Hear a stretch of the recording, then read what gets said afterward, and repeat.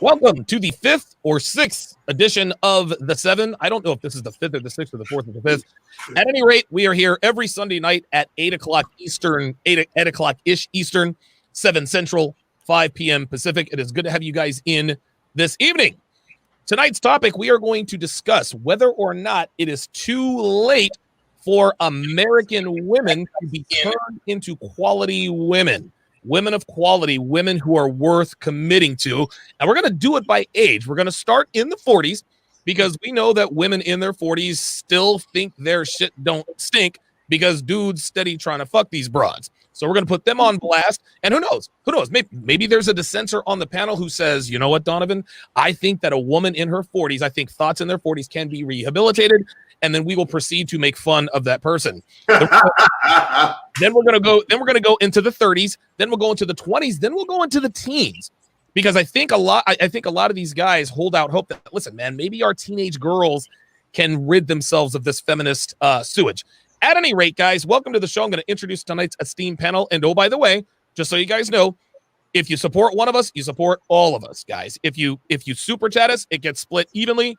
7 or 6 ways, because Steve never takes any money from me or anybody. It's going to be split 6 ways. So if you support one of us, you support all of us. So we certainly appreciate that. And at the conclusion of this broadcast, this episode will not be on this channel. I'm not leaving them anywhere near YouTube. Now, I'm going to send all the copies of the video to the panel. I think some of you guys are going to upload it to your YouTube channel. Some of you guys are going to upload it to your Patreons, whatever the case may be. You guys can do with it what you wish. But I'm going to take this down off of YouTube, and it will be up on Patreon tomorrow. So if you are a patron of mine, you will get both the video and the audio version of episode 4, 5, or 6 of The 7. So before we get into this, let us get to today's esteemed panel. First up, founder of themanmindset.com, Steve the Dean Williams. Steve, how's it going, brother? I'm good, man. Thanks for having me on, brother. Absolutely, man. And I think that you can definitely speak to this because as hardcore as you are, I think you're probably a little bit more optimistic than people might give you credit for. So I'll be interested. It'll be very, very interesting to see your take on that. Next up, the king of New York City. No, I'm not talking about Big. I'm talking about Mr. Lucario. How's it going, brother? What up? What's going on? How you doing, man? How's everybody doing? Man, I can't call it, man. It's like 90. It's 567 degrees here in Philadelphia. I know it's a hot old town tonight. Jesus Christ. Next up, the fittest man in the manosphere, Mr. Myron, 5% body fat gains. What's going on, Myron? What's up, everybody? Sorry, I'm sweating. I just finished doing a workout. I'm dying right now. It's gonna be a good topic, though. Bro, listen, he was doing push-ups while we were waiting for dudes, right? We're like, all right, waiting for solo. All right, let me get 5. Let me get another set of push-ups in. I have to get one more set in. You know what I'm saying? No pecs, no sex. Wow, I like that. Next up, pardon me, the ordained minister of the streets out of Chicago, Mr. Minister Jap. What's going on, brother? Man, blessings to you, man. I appreciate you having me on. Of course. Love to have you on. And I think you're gonna be doing some cooking tonight on these here hoes. And by hoes, I mean HEAUX YouTube algorithm. Hoes. Next up in Minneapolis, Minnesota, we call that the Pinkfoot Paradise, the Snow Bunny, the Snow Bunny Oasis. The man in the middle of all of that is Solo TV 84. What's going on, man? Hey, what's good, guys? Glad to be back on. Let's get it. Absolutely, this is going to be a good one for you as well. And of course, last but not least, the best dressed man in the manosphere who isn't at. Oh, there he is, just in time. Dude, listen, man, Kevin's suit game gets better every time. I remember the very first episode, Kevin had like 3 wardrobe changes. It was crazy. And now he's in here in a clean white suit. What's going on, Kevin? Welcome to Fantasy Island. Nice. So thinking you can fix a lot of these American women is a fantasy. Oh my God. Yeah. Hey, you know what? I think that's probably why he wore but you're not going to do the plane thing, right? No, that's for a shorter dude. I'm good. Good stuff, man. I'm about to start turning my camera off, bro. Kevin is embarrassing all of us. I swear to God. I just keep my camera off, man. I'm sitting here in a tank top, and this dude is in a Hey, but if we turn our cameras off, we're going to be just like the nobody. Oh, Jesus Christ. Big deal. Nobody put a lot of opinions and a lot of games. See, we had the strength and the courage to show what we really were out here. So Neil Dog. Never will we ever hide our face from this game. So No, I do not have respect for anybody who talks a lot. Listen, if you have a strong opinion, cool. If you have a strong opinion but hide your face, get the fuck out of here. Like, I don't have time for that nonsense. you don't count. We can talk tough, man. Fuck that. Cam Gibson with the $10 super chat said, shout out Steve Rich behind and big dog Myron Gaines. Appreciate that $10 super chat. Thank you, brother. Red Sings the Blues, $10 super chat says, if a man submits power, it's not too late for a woman at any age. Uh-oh. But if he doesn't, it will always be too late. But it all matters on the man giving or channeling his power in commitment. We will come back to that because I disagree with that, but I appreciate the super chat anyway. Cam Gibson with another $5 super chat says, Godfather game got me to almost double my income at 20 years old, 60 hours minimum. Wow. Way to go, man. So he's certainly doing the listen, he certainly got his finances in order. Good to see that. So let us talk. Like, hell, let's discuss this right here. So Red Sings the Blues says if a man submits power, it's not too late for a woman at any age. Obviously, he says, but if he doesn't, it will always be too late. That's very profound, but very wrong. And the reason I say this, and again, we appreciate the super chat. In my opinion, there is a line of demarcation for women, and I don't think it has anything to do with her age, at least not in the beginning. And here's what I mean by that. If a virginal girl at 18 years old has sex with one guy and they break up, okay, listen, she can still be wife material, right? If she has sex with another guy, they break up, she can still be wife material, right? Just, not as good as the virgin. When she gets to 5 guys, okay, now she's teetering on the edge. Listen, she's still salvageable, but she is on that line. As soon as girls sleep with guy number 10, it is all over. Because you want to know something? If they sleep with 10 guys, they're going to sleep with 510 guys. So it's not really about a woman's age. It is about her notch count. Her notch count is probably one of the biggest factors, if not the biggest factor, in determining whether or not a woman can be salvaged to be a relationship material. So I'm going to go around the panel here. Steve, I'm going to come to you first because you've been married for over 20 years. What is the line? Is there a line where women cross? Is there a point of no return for women? If not, how do you reel them back in? Well, to me, the point of no return is disrespect of all things. That's the point of no return. If she's not following my lead and she's not following what I expect her to do, there's no point of return. If any type of disrespect, any kind of drama, any kind of anything negative, there's no point of return. That's it. That's it. Yeah. So as soon as she disrespects you one time, that's a wrap. Well, not one time because because they're gonna do a shit test. You know what I mean? Right. They're gonna see, are you real gold or are you fool's gold? They're gonna bite the gold to see what you are. It's just after that happens and they try it again, you're gone. I don't. It's just too many women out here for me to sit around and worry about what trying to go to Dr. Phil or marriage counseling over some bullshit. Yeah, fuck that. that was put together very well. Yes, very well said, Steve. Mr. Lucario, I want your opinion on this. Is there a point of no return for women in terms of potential quality female? Is it a notch count number? Is it an age? Is there a point of no return? Can women be salvaged? It depends, because see, the point of no return usually is based off of the actual quality or type of men she's been with. So I think a lot of guys thinks it's the sex or the notch count. Mm-hmm. It's more so who is the notch count. You know what I'm saying? Basically, if a woman is who is the notch count and who is she with now? So basically, if let's say a woman had sex with 30 dudes, right? And let's say 28 of those dudes was like on point. You understand what I'm saying? They were dudes whose game was on point. They taught her some things, right? She's able to still deal with a guy. You understand what I'm saying? And respect them and do what she got to do. Now, if 28 of those guys was on some BS, right? Then what's going to happen is that her relationship to men is fucked up. So she may not be salvageable because she's too far gone. You see what I'm saying?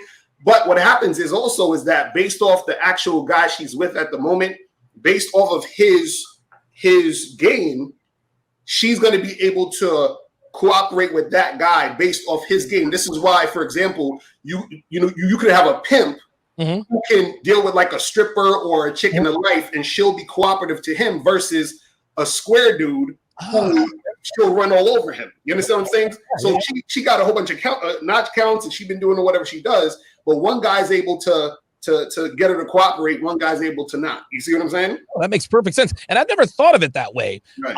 And here's what I learned something every day when I talk to you guys. What Mr. Lucario just said, in essence, is not all bodies are created equally in terms of the men that have sex with these women, right? If a woman has a string of one night stands with a bunch of ain't shit niggas, then guess what? She shit, right? But if she has a string of relationships, I guess, with high caliber, high value men, don't get me wrong, that's not good that she has a high body count, but it's almost like highway miles versus city miles, right? You want a girl with highway miles rather than city miles. Those are obviously a little more rough. Very well put. I've never thought of it that way. Myron, what are your thoughts on the point of no return? Is there a point of no return, notch count wise, age wise? What are your thoughts? Yeah, so I'm just gonna say it like as you for the new viewers in here. I live in Miami, guys. So this is how I do it. I basically assume, and I know Solo's gonna agree with me on this. She belongs to the streets until proven otherwise. And the reality is, I think a lot of guys go into it thinking like, oh, I really hope she's this way or whatever. And the thing is that when you go into it with that mindset, you're gonna hope and have perceptions, and you're gonna miss red flags that you otherwise would have been cognizant of if you had if you were aware of what the hell was going on. So I say you got to vet her, and and I'm not gonna. The thing is, I agree with Lucario. The quality of her notch count definitely matters, and then I also say the way a woman treats you is a direct reflection of how much she respects you. So you can tell, like, if a girl is whooping a dude's ass in a parking lot, right, on World Star, it's not really. I never blame it on the girl. I blame it on the guy, because that didn't start there. That's been probably months or years in progress in the working. So it's that guy's fault. A woman is only going to act the way you allow her to. And at the end of the day, you're the leader. So whatever she does is what you're tolerating. So if it's bad behavior, then that's bad on you as a leader. So I say, she belongs to my basic rule is this: she belongs to the streets until proven otherwise. And if she does meet some of these metrics of someone that's worth a possible long-term relationship, that's when you start the process of seeing if she's qualified to be trained to be your girlfriend. Because I agree with you on this, Donovan. I think everyone on the panel agrees that you have to train her to become the woman that you love and will support you, because it's got to be that way, because she's got to help you build and be a part of your empire versus the other way around. Because if it's the other way around, it just doesn't work. You can't defer to a woman's authority. She's got to defer to yours for her to stay attracted to you. Dude, this guy is the most underrated dude in the manosphere, man. Thank you, guys. Dude, every time he talks. Let me quickly get to these super chats before I get to Jap, Solo, pardon me, and Kevin. So, Legend of Salmonia with a $2 super chat says, peace to the chat and salute to the 7. Appreciate that super chat. Quarantino de God says, I agree with Lucario that the last 5 men she slept with didn't do anything for her to benefit her life/status. She's for the streets. Okay, you got some people that are close on that. CGA, Coach Greg Adams says she's never yours, it's your turn. No, actually, Coach Greg Adams did not say that. Donovan Sharpe said that 5.5 years ago in his very first introduction. Shout out to Coach Greg Adams. Okay, so Jap, what are your thoughts on, like, expound on what Myron said? She is for the streets until proven otherwise. In other words, I'm going to treat you like a hoe until you prove to me that you're not to be treated like a hoe. What's your thoughts on that, man? Yeah, I always tell guys on my channel all the time, lower your expectations because you'll never be disappointed. You know what I mean? So if I'm expecting you to be a hoe, you know what I mean? If she becomes a hoe, I can't be disappointed. But what I wanted to talk about was this body count aspect of the game that we're talking about. And I don't want to come at it from a religious standpoint, but I want guys to understand that women absorb men. And I know this to be a fact because there are women right now who I have dealt with, who have dealt with me for the years that they have encountered with me, who are on another man's watch right now, and they still adhere to my dietary regimen based on my religious preference. Women that you may have inherited, they tend to absorb the niggas that they were dealing with before you. And that's why it's very, very important to understand the type of guys this bitch fucks with raw, because protected dicks don't really count. The raw dick does. And that is what she absorbs. the behaviors, the mannerisms, everything. If she, like, you're dealing with another man's project when you inherit her, and a lot of guys don't take time to examine that. A lot of these women are just what another man molded her to be, and unfortunately, like we said with that body count thing, yeah, there, high body count is it is a red flag, but raw body count is a totally different thing, because that's the motherfucker she loves. That's the motherfucker that she, will kill, die for, and acts like. You know what I mean? And a lot of these guys understand, like, these women ride or die for these raggedy, dirty dick, Rodney niggas that was in their life that was doing them dirty, but they was wronging them. Now, they had casual sex, and a lot of women can walk away from casual sex, but your average woman cannot just walk away from raw, passionate sex. Right. And the men that they were having the passionate sex, that's the men that they obey and they act accordingly to. So a lot of times you're like, man, that might have been that guy's program. Right. Oh, yeah. Okay, I got you. Yeah. Listen, that makes all the sense in the world. And I think what we have to understand, and we all know, I think we're all familiar with the concept of alpha widow. And basically an alpha widow is a woman who always pines for that one guy that she'll never get over. It doesn't matter if she's in a relationship, if she's married, if she's fucking dudes on the side. If that dude calls her, she is going to go fuck that guy because she'll do anything for him. So I think in a lot of cases, a lot of times these women are for the streets. They get alpha widowed by the wrong dudes. Like, it's better to be alpha widowed by a dude with class than an ain't shit nigga living in the hood. You know what I'm saying? And so I think that's where I've never heard that term, alpha widow. Well, yeah, that's what it is, man. It's like she hooks up, dude. It could be a relationship, it could be casual, but it's the highest value man she's ever been with, and that guy is the bar for every other guy. She compares him to everybody else. That's the alpha widow, and I think a lot of times women are being alpha widowed by the wrong men, which makes them for the streets. I think that's facts. That's 100% true. I mean, I just want to touch on that real quick, because I've dated a few girls, man, that have been with celebrities, athletes, rappers, etc. And what happens is they basically they deal with these guys, but these guys see them nothing more than like a sexual object, right? Because they got so many other girls. But that girl thinks, oh wow, like this is the caliber guy that I can get, and it kind of ruins it hurts her ability to deal with normal dudes after that. You know what I'm saying? Because she's gonna hold the next guys up to that standard. And let's face it, most guys can't rise to that level. You know what I'm saying? Like, I used to date a girl that used to mess with Future, and I'm not saying I made a hit song or anything like that, but obviously the bar was set. You know what I'm saying? The only thing I was able to do that Future does is say, bitch, don't get too comfortable. You know what I'm saying? So that's the reality. But all jokes aside, guys, like, the thing is that a lot of these attractive girls, especially if you live in a major city like New York City, Vegas, LA, Miami, etc., these girls have probably rubbed elbows or been with or hung out with or even hooked up with a super high value male, right? And that definitely changes their perspective on the marketplace. And that's why the average guy is having such a hard time finding a counterpart nowadays, because a lot of girls are hooking up with really high value guys. And it's just that it's not out there. You know what I mean? Until you really get in the world and you deal with these very attractive girls, you're not going to find out. You know what I'm saying? So that's all I was going to say, just to add on. This is a very good question for Solo and Kevin. So I'm going to come to you first with this, Solo. Based on what Myron just said, I'll actually frame it to you like this, because I agree with Myron. I think that whatever value a guy is that a girl dates, she always thinks she deserves the highest value guy that she's dated, fucked, had sex with. A very good friend of mine has a girlfriend who has fucked Vin Diesel and Paul Walker. Real fucking talk, 100%.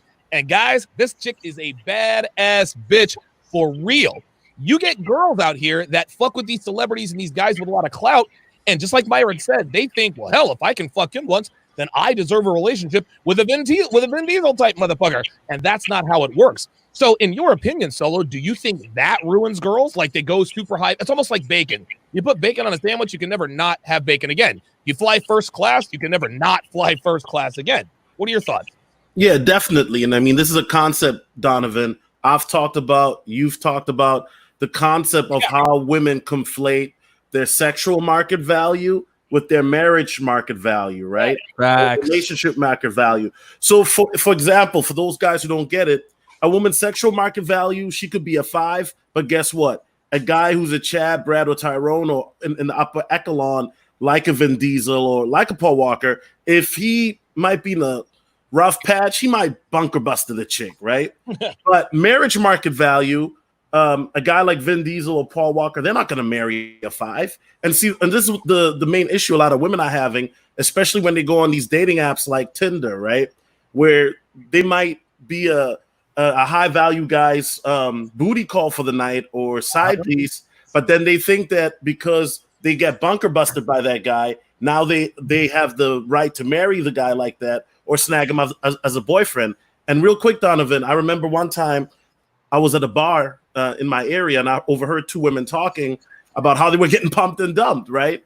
And so I kind of interjected myself in the conversation. I'm like, I'm curious, what type of guys are you dealing with? So then they were showing me their Tinder app and the type of guys they were dealing with.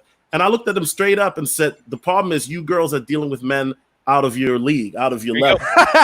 Feel me? And what I mean by that is I don't mean like out of their league that they can't deal with these men on the sexual place, but these women wanted to lock down these type of guys. And they were like 6s at 7s at best. And they're messing with these guys that are like, one was like a amateur, athlete and whatnot and stuff like that. So women conflate those two. And I think another thing Unplugged fits it that's highly underrated. He says a woman is only going to act a way that the man allows, right? And so a lot of women, once they get to a certain age or point of how many, bananas they've gobbled up, as you would say, Donovan, that's the point of no return. And that's the point we'll be touching on here on today's show. Very good. Solo speaking facts, man. Yeah, real talk, man. Let me shout out a couple of super chats. Red Pill Mike had a $20 super chat. I'm going to come back to that because I want to go around the panel on that. But let me shout these out. Francis Anamage says stopping by to pay tuition. Thanks to Donovan and the 7 for the awesome content. We greatly appreciate that. Merciless 6 says when chicks say, "Oh, he don't count," what does that mean? He hit it twice. Does a chick's version of a drought mean smash and whack dudes? That's exactly what that means. That's what he wants you to think. I haven't been in, and I say this all the time, I haven't been in a relationship in 6 years. Translation, you spent the last 6 years getting smashed and dashed. That's all that was. Back to Mundo. Ryan Sullivan, long time no see, with a $10 super chat. Says, by the way, who invented the idea of relationship market value? I first heard it from Donovan. Did you invent it? I don't know. Maybe I did, maybe I didn't. But what Solo said was spot on.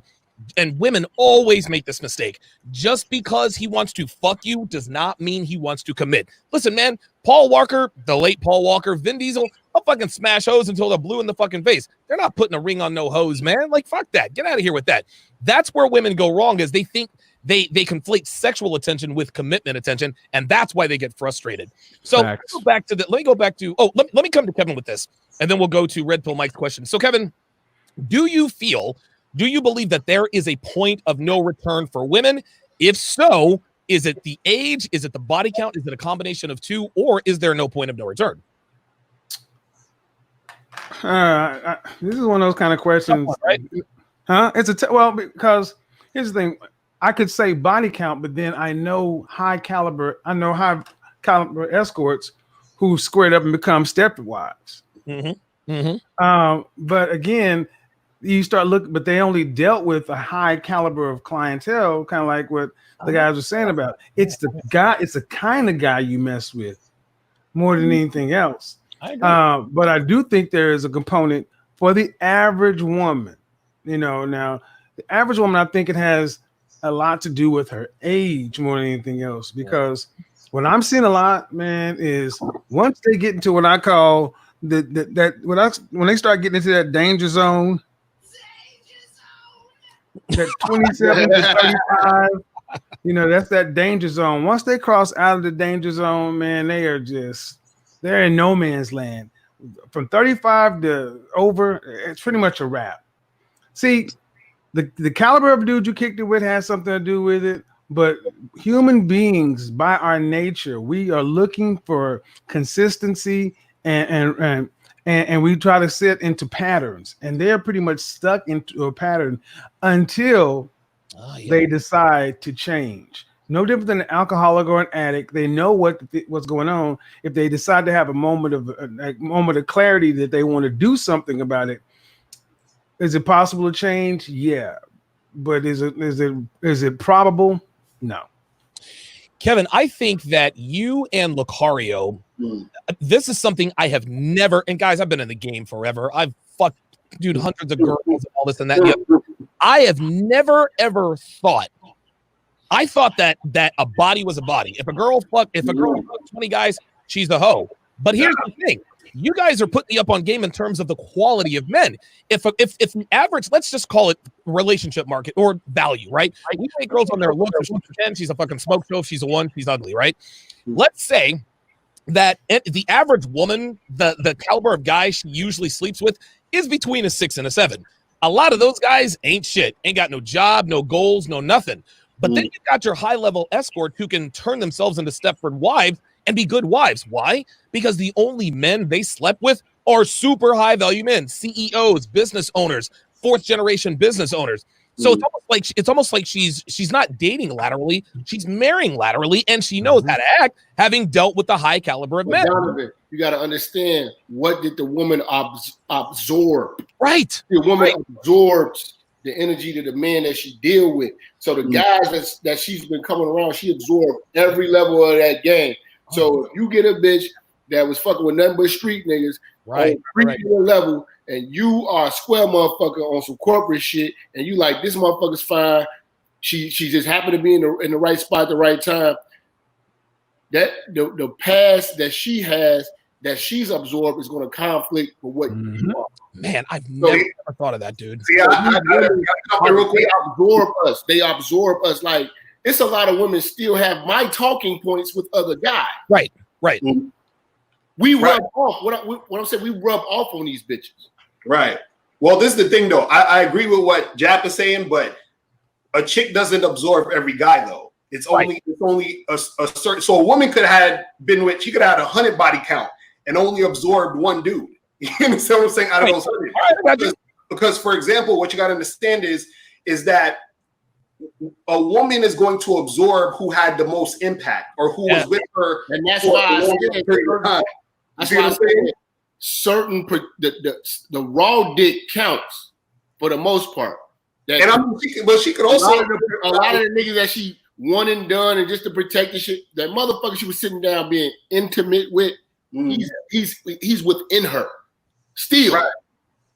Right. Well, the thing is, this, you got to look at it like this. Let's say, for example, if you go to London for a weekend, you're not going to have a London accent. But if you stay in London for maybe a year, you'll probably pick up a London accent. So it's the same thing. You know what I'm saying? She's going to pick up and absorb who she's been with the longest and who she had the most impact. So this is why when dudes say, oh, she had a body count of 50, it don't really matter. If there was 49 guys who was one night stands and it was like whatever, it don't matter. Especially, let's say, for example, there was bad sex. Half of them was bad sex. It don't matter. So the thing is that what she can absorb, and this is where the girl is at the point of no return, is if a woman is absorbing energy from a lot of guys who either treated her like shit, or guys who weren't shit. So then she becomes ain't shit. You see what I'm saying? That's the thing. You see what Can I mean? I add something to this? Wait. I don't know if you guys have ever actually studied the actual mechanics of the female orgasm. But what you guys just outlined is the man who can actually make a woman orgasm when she does not want to. Her body, a woman is designed to absorb, take in a guy who delivers basically what you guys are talking about. That's what we're really talking about, because there are women who can sit there and have sex with a dude and they'll come. There's women who can sit there and have sex with a dude, play with themselves and come. But there are women who fuck the right dude and she cannot want to. And he will make her have the deepest orgasm. And what is that? What does her body do? It reaches out to pull him into her. The mechanics of the orgasm it does everything to absorb that man. So, and only certain guys can do that with women. Listen, I agree, and I think, and I want to make it clear to our audience: nobody is saying that a girl who's fucked 200 guys is going to be a quality woman. Listen, no. Listen, a girl can fuck 200 high value guys. Guess what? she's still a lost fucking cause. However, I think that at a certain point, it really becomes more about the quality of bodies. Don't get me wrong. A girl who has slept with 5 guys is going to be a better potential long-term partner than a girl who slept with 55 guys. But somewhere in there, the quality, the value of these men, the way they treat her, the way they see life, I think that matters. I've never, ever thought of it that way. Myron, you said you had something. Yeah, I just want to. So for the guys that don't know, I grew up in a Muslim household, man, and you know, I grew up Muslim. I'm a crappy Muslim, I will admit that. But obviously, there's some things in the Islamic faith that are very important. And one of the things is your wife has got to typically it's shunned upon if your wife is older than you and you want to marry her when she's fairly young. And obviously, you know, virginity is like a requirement, right? Mm-hmm. And the reason why those things are in place is because if a woman is young and she's a virgin, she's going to be more apt to follow your programming, and she's going to be more. She's going to defer to your authority more. What I've noticed is that I'm not saying a girl that has a 50 notch count and 30 years old can't be a great wife, but what I am saying is that her chances of being one significantly decrease compared to when she was 18 and had a notch count of 0. So, you know, so I'm not saying like, oh, you can't like take a girl and make a wife out of it like that. Maybe if your training is on point, she sees you as super high value, she will 100% conform to your programming. But your time is probably better invested in a younger woman that is more impressionable to your leadership. Yes. Because the thing is that older girls, because I've dated both, they're going to be much more combative on your programming because a lot of them, I'm just going to say it, have bad habits. You know what I'm saying? Yep. That they've learned over years and years and years that they don't want to necessarily change. And the thing is that it's subconscious, like little things. Like one of the tests I have is girl comes over and she eats something or she like drinks something. If she doesn't wash her dishes after, I already know. Now she probably belongs to the streets. So you know what I'm saying? And it's just like little things like that. And I'm not saying like, oh, every girl needs to be a homemaker. But what I am saying is that if she's going to expect me to have that masculine burden of performance, aka protect her when some shit goes down, because let's make no mistake about it. If someone breaks into the house, she's going to look at me and say, you're going to deal with that? I'm not going to look at her and say, oh no, we're equal. You handle this one. Like, no. So she needs to be able to adhere to her feminine burden of performance. It's just that we live in a society now that you're shamed as a man if you hold a woman to her feminine burden of performance versus you're still held to your masculine burden of performance. You know what I'm saying? That's the problem. They want equality when it serves them, but the reality is we're inherently not equal. So that's what I would say when it comes to, you know, a girl's propensity to be a good girl. The younger she is, the lower her notch count, the higher success rate. And the studies show it for any losers out there. Oh, you're misogynist, Myron. Like they showed that the higher a girl's sexual partner counts, the higher the risk of divorce and an unhappy relationship. Now, does that mean that they're always correlated? No. But what I am saying is your chances are significantly better when she's younger and has a lower sexual count. That's it. I just want to add something real quick because I can see Steve up there, and she better know how to make some eggs. Nice. I knew that was going to come. He's like, no. What you got, man? Man, this is what I understand, and help me. Y'all gotta help me out with. Unless she's a porn star and you can see all the dick she has, how do you know what her notch count is? Because thank you. Right. The thing I don't understand what y'all talking about all this notch count stuff is that these girls are fucking in junior high school, so the how young they are doesn't really matter. You don't know how many guys she's sleeping with, so there's no like you can't lift under her titty and see a number of guys that's mad. They're not going to tell you. A woman is never going to give you that information, no matter how many guys she's been with or how many she hasn't been with, unless she's a porn star. That's the only way you can see a notch count. So and even then you don't know. Right, even then you don't know. But I'm just saying that how do you gauge her off of her notch count when you don't even know what the notch count is? Yeah, if she gives the information away. If she says the information, that's another thing. And if we only can assume, and just like bro said, we only can assume. But I will say this: you can't assume anything. I would rather have a younger hoe. Yeah, of course. Right. Well, running around here chasing dick, because that's a young bitch character. You know, she can fuck like a rabbit. But the problem that we're having right now is we have old bitches hopping dicks. You know what I'm saying? No. Listen, you still have value in the game. listen, I will say this. I will say this. Especially if a bitch is in a profession where you know it's a lot of dingling getting thrown at her. Bartenders, strippers, Of course. cocktail servers, anybody in the I just know your whore. Listen, you are 100. You and Steve are both 100% right. A woman is never, ever, ever going to tell you what her notch is. However, if you understand women, if you have enough experience with them, they will do and say things that will not give you a ballpark figure. But women who have slept with a lot of men have certain habits that other women do not, right? If a woman who has not slept with a lot of men, she's going to close the bathroom door when she pees. Believe it or not, we got hoes out here. I'm serious. Like, dude, in Vegas hoes, I'm like, half of y'all fucking bitches don't ever close the goddamn door. What the fuck? And the reason why she keeps one stripper kept it real. She says, listen, the reason it call it a force of habit. I don't want to open the door and find a revolver in my face. I was like, holy fucking shit. Like, who the fuck have you been dealing with? So you're never, ever going to know what a girl's notch count is. And even if she told you, multiply the number by 32 and then multiply it again by 100. But again, if you have enough experience with women, if you listen to us, we can tell you how to recognize certain traits, certain characteristics, certain habits that would imply that she's probably slept with more men than she would probably let on. Donovan, I got a quick something to add to that. The streets Great talk point. too. The streets talk. So, yes, they do. Oh, yes. You will find out too from the streets. I just want to add real quick. This is why guys nowadays you have no choice but to get out there and date women, guys. Because the problem is that you just like Donovan said and Steve said, 100% correct. And Jap, you're never going to know her notch count. You never will. So what you're going to have to be able to do is go on a lot of dates, understand patterns, and recognize behaviors that are conducive to promiscuous women, and make your judgment based off of your experiences and things like that. Now, I'm going to give you guys a free litmus test that I personally use. Let's do it. So this is what I do. If I hook up with a girl, I will purposely, and it's the first time, I won't hit her back, and I'll see if she makes contact back with me. If she makes contact back with me, that's a good sign. You know what I'm saying? Yeah. Because here's the thing. Even if, and that's a good sign that she's probably not promiscuous. So I'm going to say why right now. Even if the sex was mediocre, right? The reality is this. Girls that aren't promiscuous take it very seriously when they have sex with a new guy.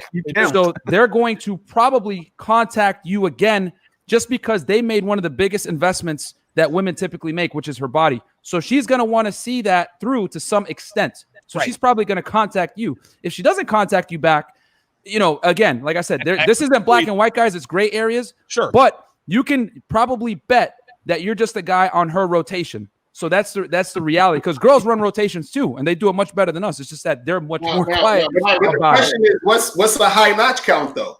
You see what I'm saying? Like, what is the actual number? Listen, let me answer that for you. And just like Myron said, this is not an exact science, but let's just take some examples. A girl who has a sleeve tattoo has probably fucked more guys than a girl who has a wrist tattoo. Now, that might not be the case, but it's far more likely than not that the girl with the sleeve tattoo and the bull ring probably fucked a lot of guys. Here's another thing. The bull ring. As far as jewelry is, or let's use the hair. A girl who has naturally brunette hair has probably slept with less guys than the girl with the half orange, half pink hair. And again, has done anything other than weed. Oh, how much drugs, right? That's what I want to know.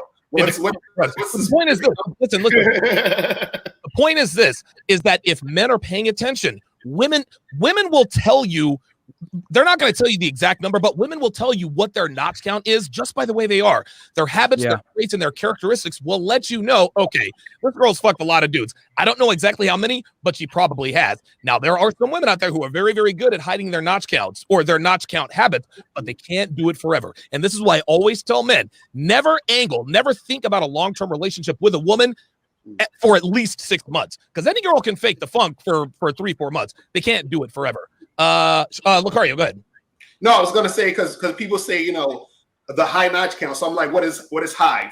2 people, 5 people, 50? Because the thing is, my thing is that women, they're all having sex with multiple dudes, all of them. Like 99% of women you meet have high notch counts based off of what most guys consider high. You feel what I'm saying? So the thing is that I think the whole thing about notch count is technically irrelevant, because it's really still based off the guy at the end of the day, meaning either that woman is so far gone because she has mental issues because of either her own psychological shit or stuff she went through in bad relationships with men, or she's been with a lot of guys, and let's say she's been with half the guys she's been with, or it was terrible relationships, half was all right, and then when she gets to you, is your game tight enough? And I'm going back to game. I'm with you.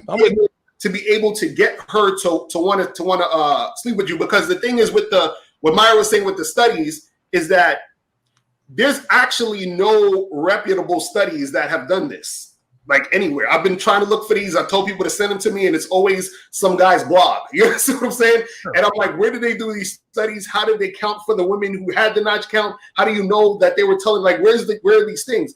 And what I'm saying is, for example, I'll give you an example. My wife, we've been together for 14 years. You understand? Her notch counts high. My girl, we've been together for a year now so far. Her notch counts high. You know what I'm saying? So how am I able to pair bond with these women who have these high notch counts? You see what I'm saying? Well, hold on. Here's the thing, and I guess it's funny because the way you're discussing this makes perfect sense. So let's not call it notch count. We're never going to know how many guys a girl has fucked. However, there are things out there called hoe tendencies. The more hoe tendencies, the more hoe habits, the more characteristics a woman has, the more guys she has likely slept with. Right. Facts. I feel you on that. Right. So you can, and listen, every girl has a high body count. Dude, my girl had a high body count before I met her. I mean, this is just how it goes. Right. And listen, this is just it in 2020. You can either have the game to deal with it, or you can just exit out of there. But the point is this, and I agree with Lucario on this. If your game is strong enough, it makes the relationship more likely to work. But let's call a spade a spade. I don't need any study or statistics to tell me that a girl who's fucked 311 guys probably not going to make a good wife. I don't need a statistic to tell me that a virginal 18-year-old is probably going to make a better wife than the stripper on the pole with a notch count of 1,638, the number of people watching right now. But what makes a wife, though, is cooperation. Of course. For the most part, you know what I mean? Because in some aspects of this, a bitch is having a high notch count can benefit you as a man. So, and I want to say to this degree, there's two ways you can look at it. Like, damn, this last guy or the guys that came before me have trained this bitch to fuck me properly. Because I was in a 7-year relationship and the woman was extremely gorgeous. The pussy was mediocre and the head was god awful.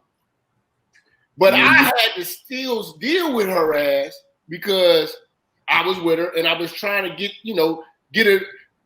She probably on somebody else's watch right now, giving him the work of God. That might be, so the other guy might be thanking me for putting her on and getting her shit right. But it took 7 years for me to get her to even fuck right. You know what I'm saying? So what I'm saying is a high notch count on some of these bitches might benefit you. But that's just one aspect of the game, sex. That's just sex. And we can get past sex. Let's just talk about being cooperative to your program. Right. And man, that right there can't even be taught. You know what I mean? That's just something that if it's in that woman, it's in that woman. And it's preferably at a younger age. Because a lot of older women, they think they know shit and they don't know anything. They don't know shit, man. All right, I'm gonna get to these super chats because I just saw a very good question. I think that everybody can chip in on. Red Pill Mike with the $20 super chat. And by the way, guys in the chat, give us your slut tells. Listen, we know we can never know. I want to know your slut tells. I see a super chat in here earlier, and I'll read that later. He said, "Dirty feet equals high miles." There we go. That's what I'm talking about. A girl with clean feet has absolutely fucked less guys than a girl with dirty feet.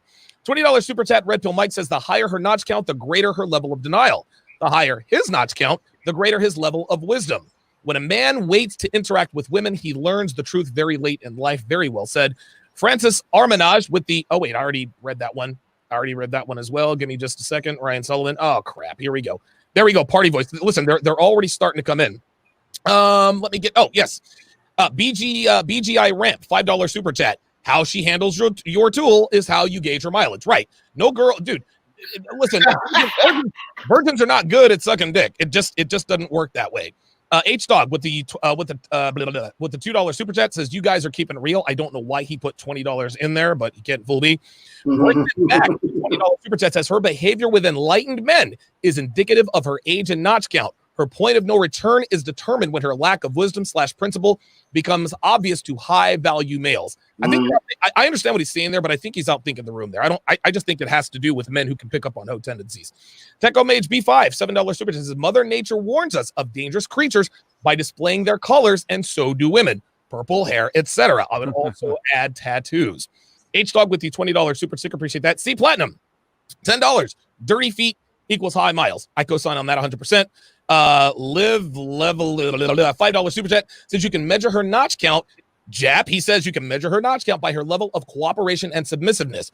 Women with high body counts are combative because they resent being used. Nope, that's wrong. No, that's wrong. Oh, okay. Well, go ahead, Lucario. No, see, you can't tell the woman's notch count by her level of cooperation. Because, for example, a woman could meet Jap and cooperate heavy with her, and then meet me and be uncooperative. It's the same woman. You know what I'm saying? So, but it's just like I said, when I know the high end escort, this is a woman I dealt with, and I've told Donovan the story before where I met her 6 years later in my kung fu school, and she tried to act like we didn't know each other because she had completely squared up, was living in a huge mansion, and look, guys. You never will know a woman's notch count. Nope, never will. You won't. So knock it off. And you can try to make all these assumptions, but Lucario is dead on. You can't know. So better to just kind of go on and make other things. Watch her habits. Listen, watch her habits. Because again, this is where guys get fucked up in the game.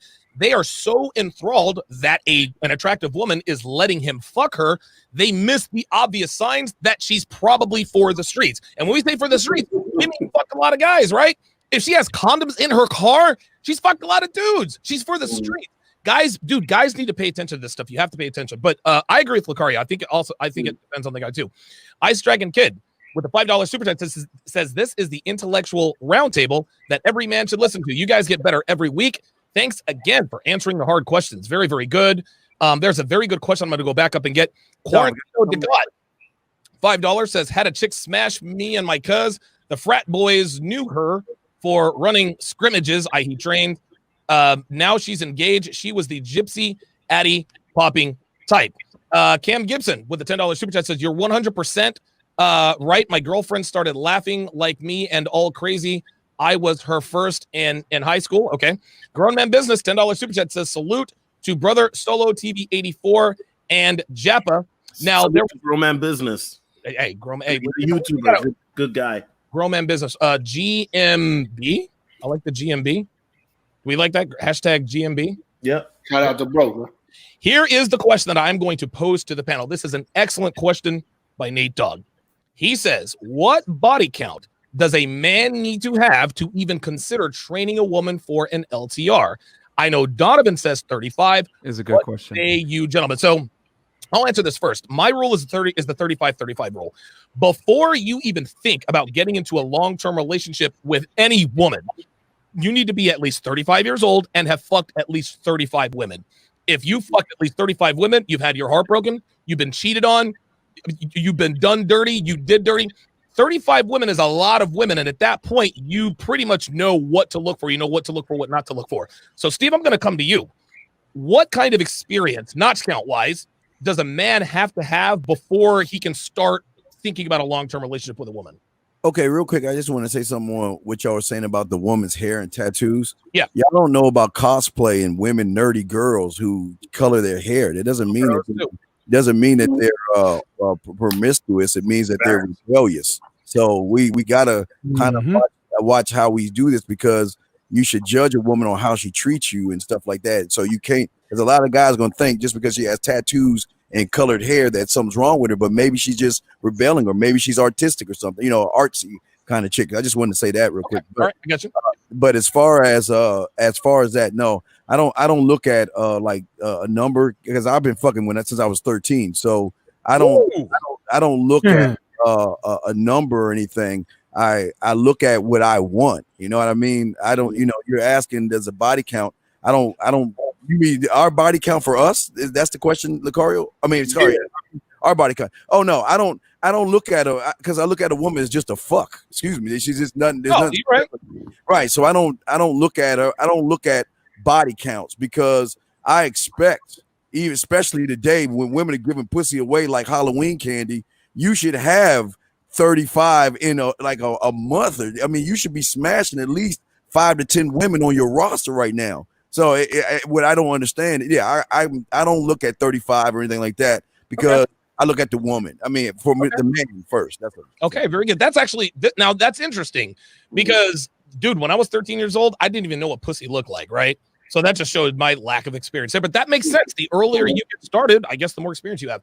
Lucario, what kind of sexual experience does a man need to have to train a woman for a long-term relationship?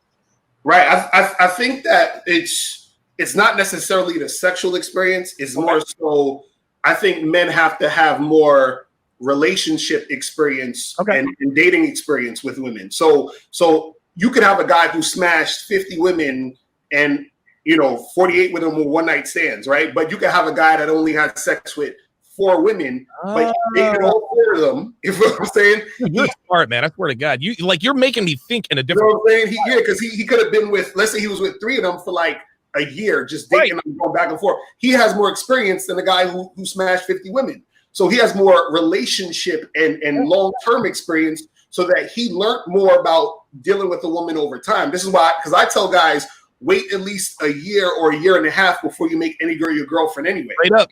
Right. So if you're dating the girl, okay, we're dating, we're hooking up, we're having fun, we're chilling. And as time goes on, you learn how to maintain interest with a woman over a long period of time. You learn how to see a girl cooperating or being uncooperative. So you learn all the things and you go through the mistakes through the process. So I don't think it's necessarily just sex. It has to be more so the experience of being with women long term on a consistent basis. You see what I'm saying? Yeah, that makes all this. Listen, just like you say, there's a difference between sexual market value and relationship market value. Right. There's a difference between sexual experience and relationship experience. Very good point.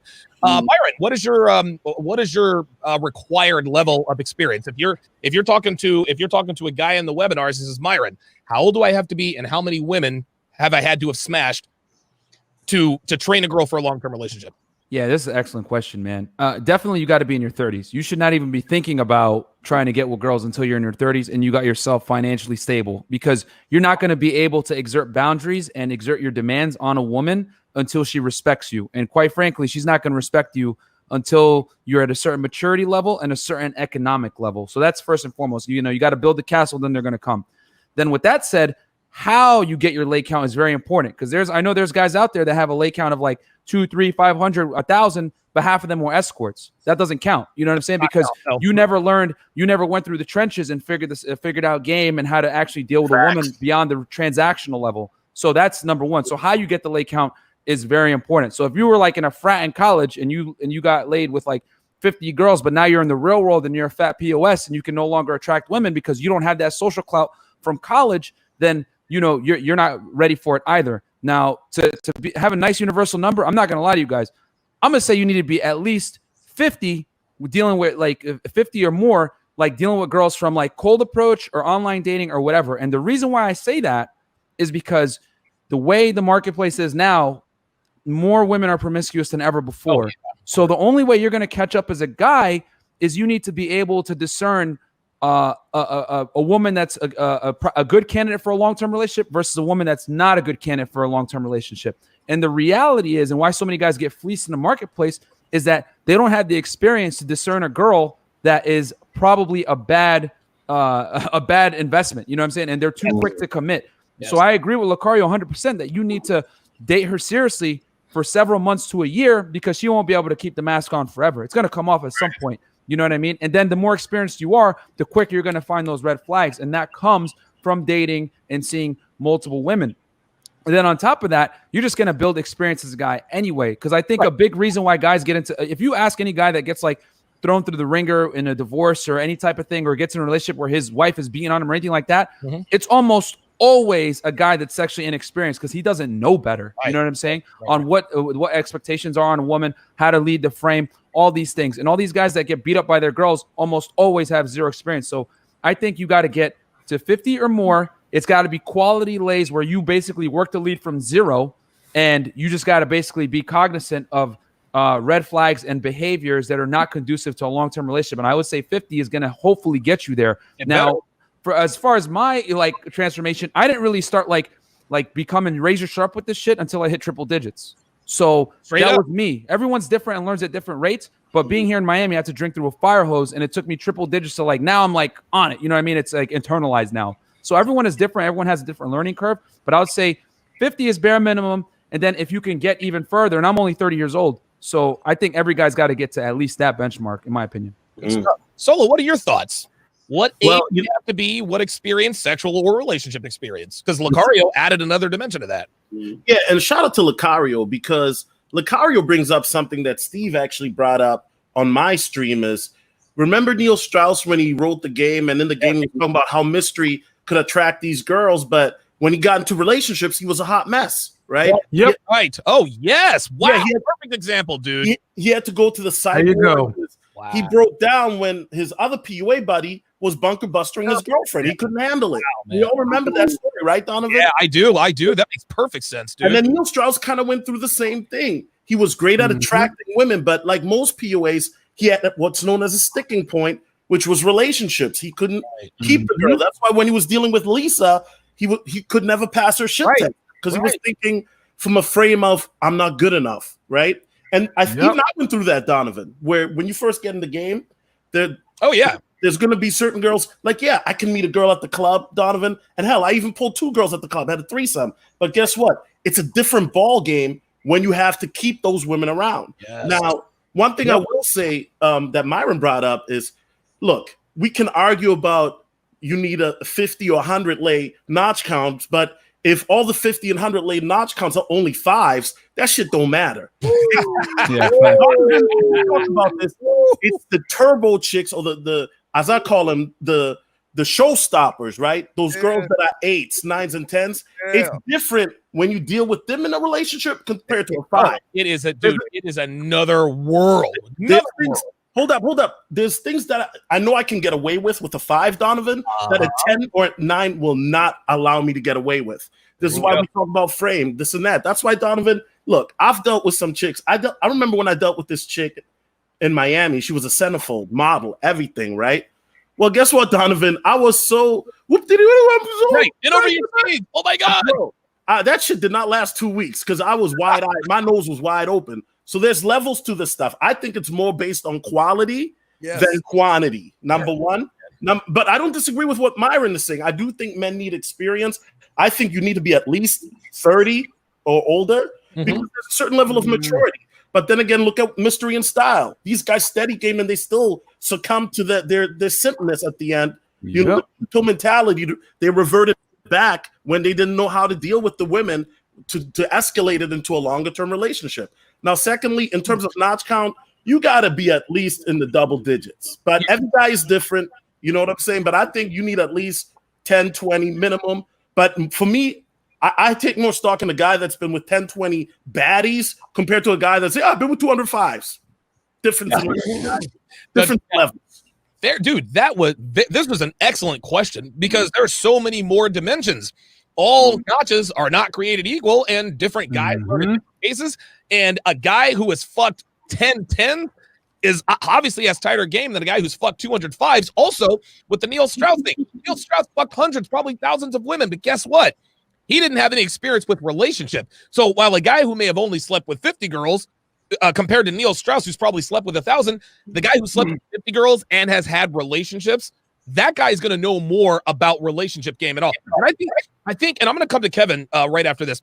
I think this is why I've been able to maintain my red pill edge. And the reason for that is because I don't get a day off, man. I live with my girlfriend. I cannot afford to let off the gas. My message has been the same from day one until now.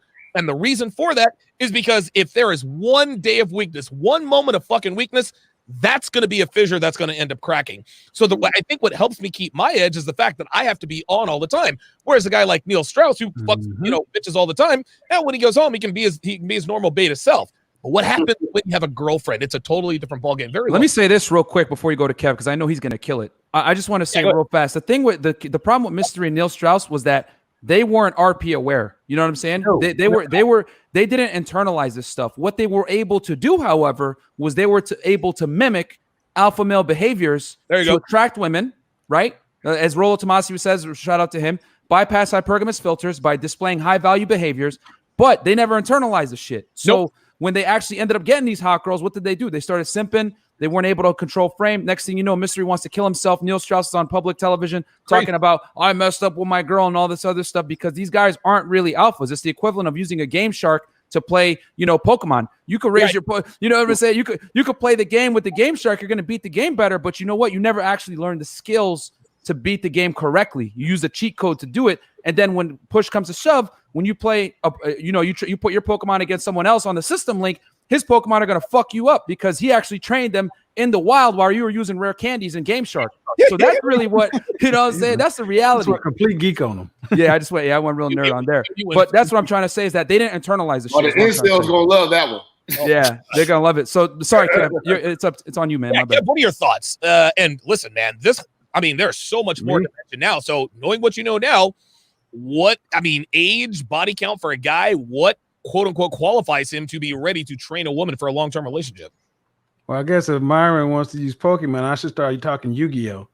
Hey, we're going. I'm gonna use activate solemn judgment. Here's the thing.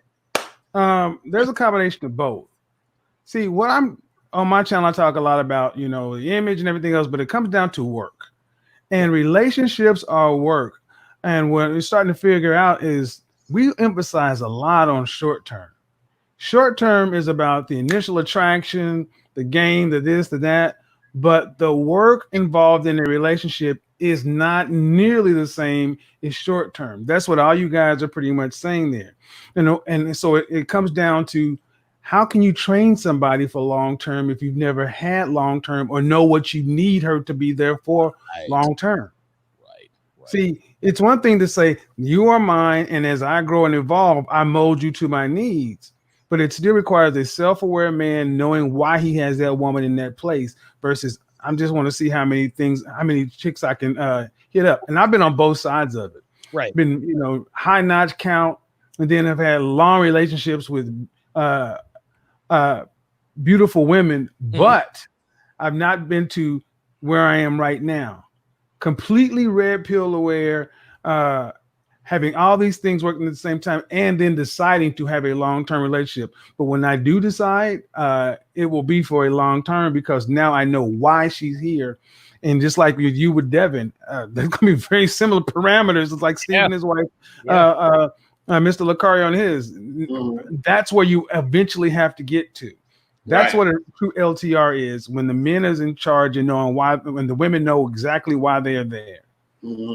And listen, shout out to Lucario, man. Because I'm telling you, man, listen, we've all been in the game for a while, but it is really cool when you can still be learning. I've never even thought about notch count versus experience versus age in that way. Excellent discussion there. We're going to open up the phone lines, 914-205-5356. The number is scrolling on the bottom of your screen. Let me answer a few more of these super chats and we'll get back to it.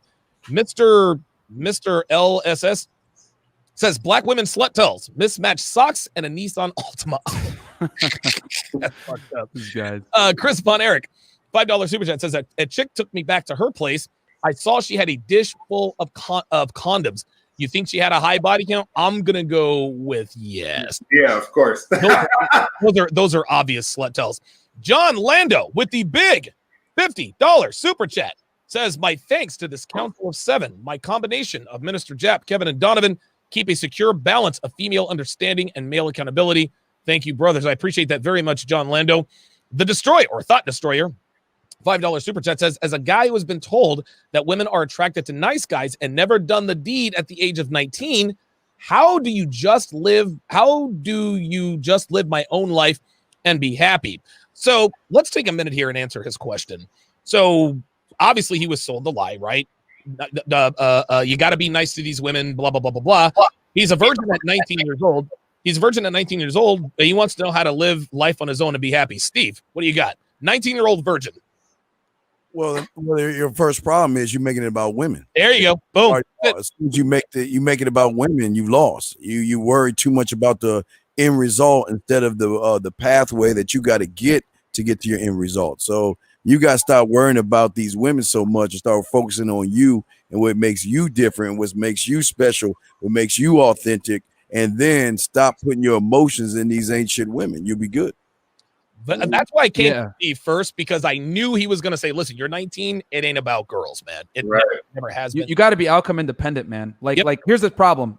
I was talking about this yesterday on Rule 0. Yo, you can't run I hope she likes me game. You got to run take it or fucking leave it game. You know what I'm saying? Because that's the reality. When you go up to a girl and you're like, oh my God, let me qualify to you and all this other shit, you're automatically inadvertently telling her you're higher status than me, and her perception of you, because let's face it, perception is reality. She's going to think she's better than you, and then she's automatically going to lose attraction for you. Because here's the reality.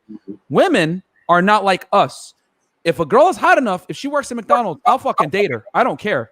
But it doesn't work the other way around. So you must put yourself in a position where where her perception of you is higher status than her own for her to actually respect and want to fuck with you. And then one more thing I wanted to say real quick about mystery and all this other stuff. The thing is, guys, you got to understand, I'll make it simple. Game is basically like having dynamite, okay? The red pill awareness is what teaches you to toss that dynamite before you blow your fucking arm off. The problem with these guys, Mystery and Neil Strauss, was they played with the dynamite, but they didn't have the calibration and knowledge to know when to toss the dynamite, and they ended up blowing up their limbs off, wanting to commit suicide over chicks. So, you know, that's all I want to say on that one. Very, very well said. Lucario, 19-year-old virgin. He wants to know how he can be happy. What are your thoughts? Well, this is the thing. In my book, I have a book called The Magnificent 10 Crucial Dating Tips for Men. And one of the chapters is called You're Not a Nice Guy, So Stop Acting Like One. You understand? Right. And the problem is that instead of being this nice guy, just do and feel exactly how you want to feel, say exactly what you want to say, be exactly how you want to be. And that's going to make you attractive to women. That's the thing that women want. They don't see the nice guy as just an act that you put it on to try to placate, suck up to her, and all that other stuff. It's disingenuous, right? You know what I'm saying? He's having an issue. So if you would drop all that and just start being how you want to be, then you'll attract more women. You understand what I'm saying? So that's the problem with guys nowadays, where they've been taught that you got to be this nice guy, but it doesn't work. And you got to understand something. What women say they want and what they respond to is two totally different things. You understand what I'm saying? So a woman is going to say she wants a nice guy, but she responds to the bad boy. She responds to the asshole. So look at what women do, then don't pay attention to what they're saying. You see what I mean? Very good. Yeah, listen, that's Red Pill 101. Do not listen to what she says. Watch what she does. Jap, 19-year-old virgin who wants to know how he can be happy with his life. So what he wrote is that he's a guy who's attracted to women that perceive him to be the nice guy. Well, he says that he's been telling him to be the whoever you've been listening to, first and foremost, has been giving you the wrong information. You know what I'm saying? And we're in a day and age where everything has been reversed. All of the chivalry, all of the gentleman thing, these women have literally talked themselves out of it, and they have devalued it. As a young man, I would suggest that you get out here and get experience. The body count is going to come with the experience. So I don't know how to count all the bitches I dealt with, and it would scare me if I had to do it. You know what I'm saying? Like, y'all talk about, man, you got to have at least 30 bitches. Man, I was cringing. I was like, if they ask me this question, this is going to get scary. But I will say this. Get all types of experience. Get your ratchet experience. Get your fucking bougie bitch experience. You know, get your artsy cultured bitch experience. You know what I'm saying? You gotta see all different aspects to see what works, and then that will strengthen your game to whatever bitch that comes before you. Because you're not gonna know what a bitch is when she comes before you. So you have to always be willing to take on the experience just for the experience, because the pussy will come. Okay, good stuff. Solo, 19-year-old virgin. How can I be happy? Okay, so I'm going to approach this from a different angle, right? Okay. To me, it sounds like this guy is looking to get validation through losing his virginity or getting coochie. As soon as you start to base your happiness on coochie, you will be greatly disappointed. And we've all made this mistake. Right? We've all been there. He never had it. He don't even know what it's like. Right. We've all been there. Like we have all based our value on how many women we can fuck, and we find out that's not really the case. Solo speaking facts. Right. So here's the main issue is he thinks, well, if I get to a certain number or a certain type, guess what? Once again, I know we talked about the mystery thing and Neil Strauss, right? Unplugged. But here's the reality. It's guys like this who somehow think that, oh, I can be red pill and then find the one and make her into a unicorn. That's not how it works. Oh, no.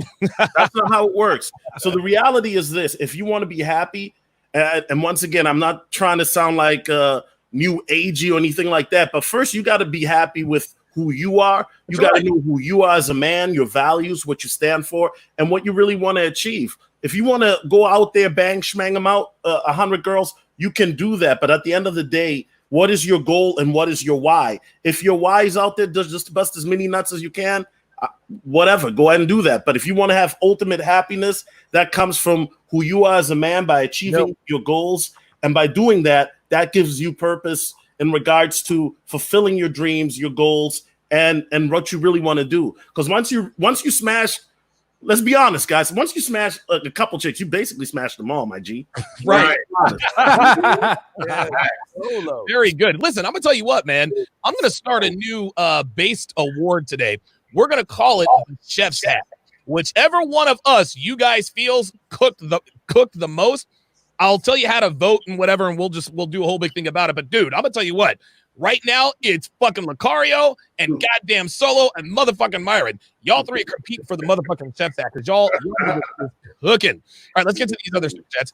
TSM Itachi, $3 super chat says I'm pretty beta, but I love absorbing this information. Yeah, you got to do something with it though. Phoenix 606, 14 Canadian dollars says cosplayers and martial artists were mostly the less attractive ones when they were young, and once they start getting attention from dudes in her community related to her hobby, the body count skyrockets. Real talk. Kyle won $2 super chat says age 31 and only had sex once at age 20. Fix that, buddy. Yeah, we definitely have to fix that, bro. Oh my god. Yeah. We need to get you laid, homie. Like that's scary. Dudes like that, especially if he has money, dudes like that are prime victims for girls, man. They're gonna prey on you. They're looking for guys like you. Martin Delaney with the $5 super chat. This is interesting. He asks, how do you men discourage undesirable behavior? Anger, verbally address it, ghost her for a week. Dude, that question. Can I take this one first? Yeah, go ahead, man. You got it. All right. So, this is the thing, guys.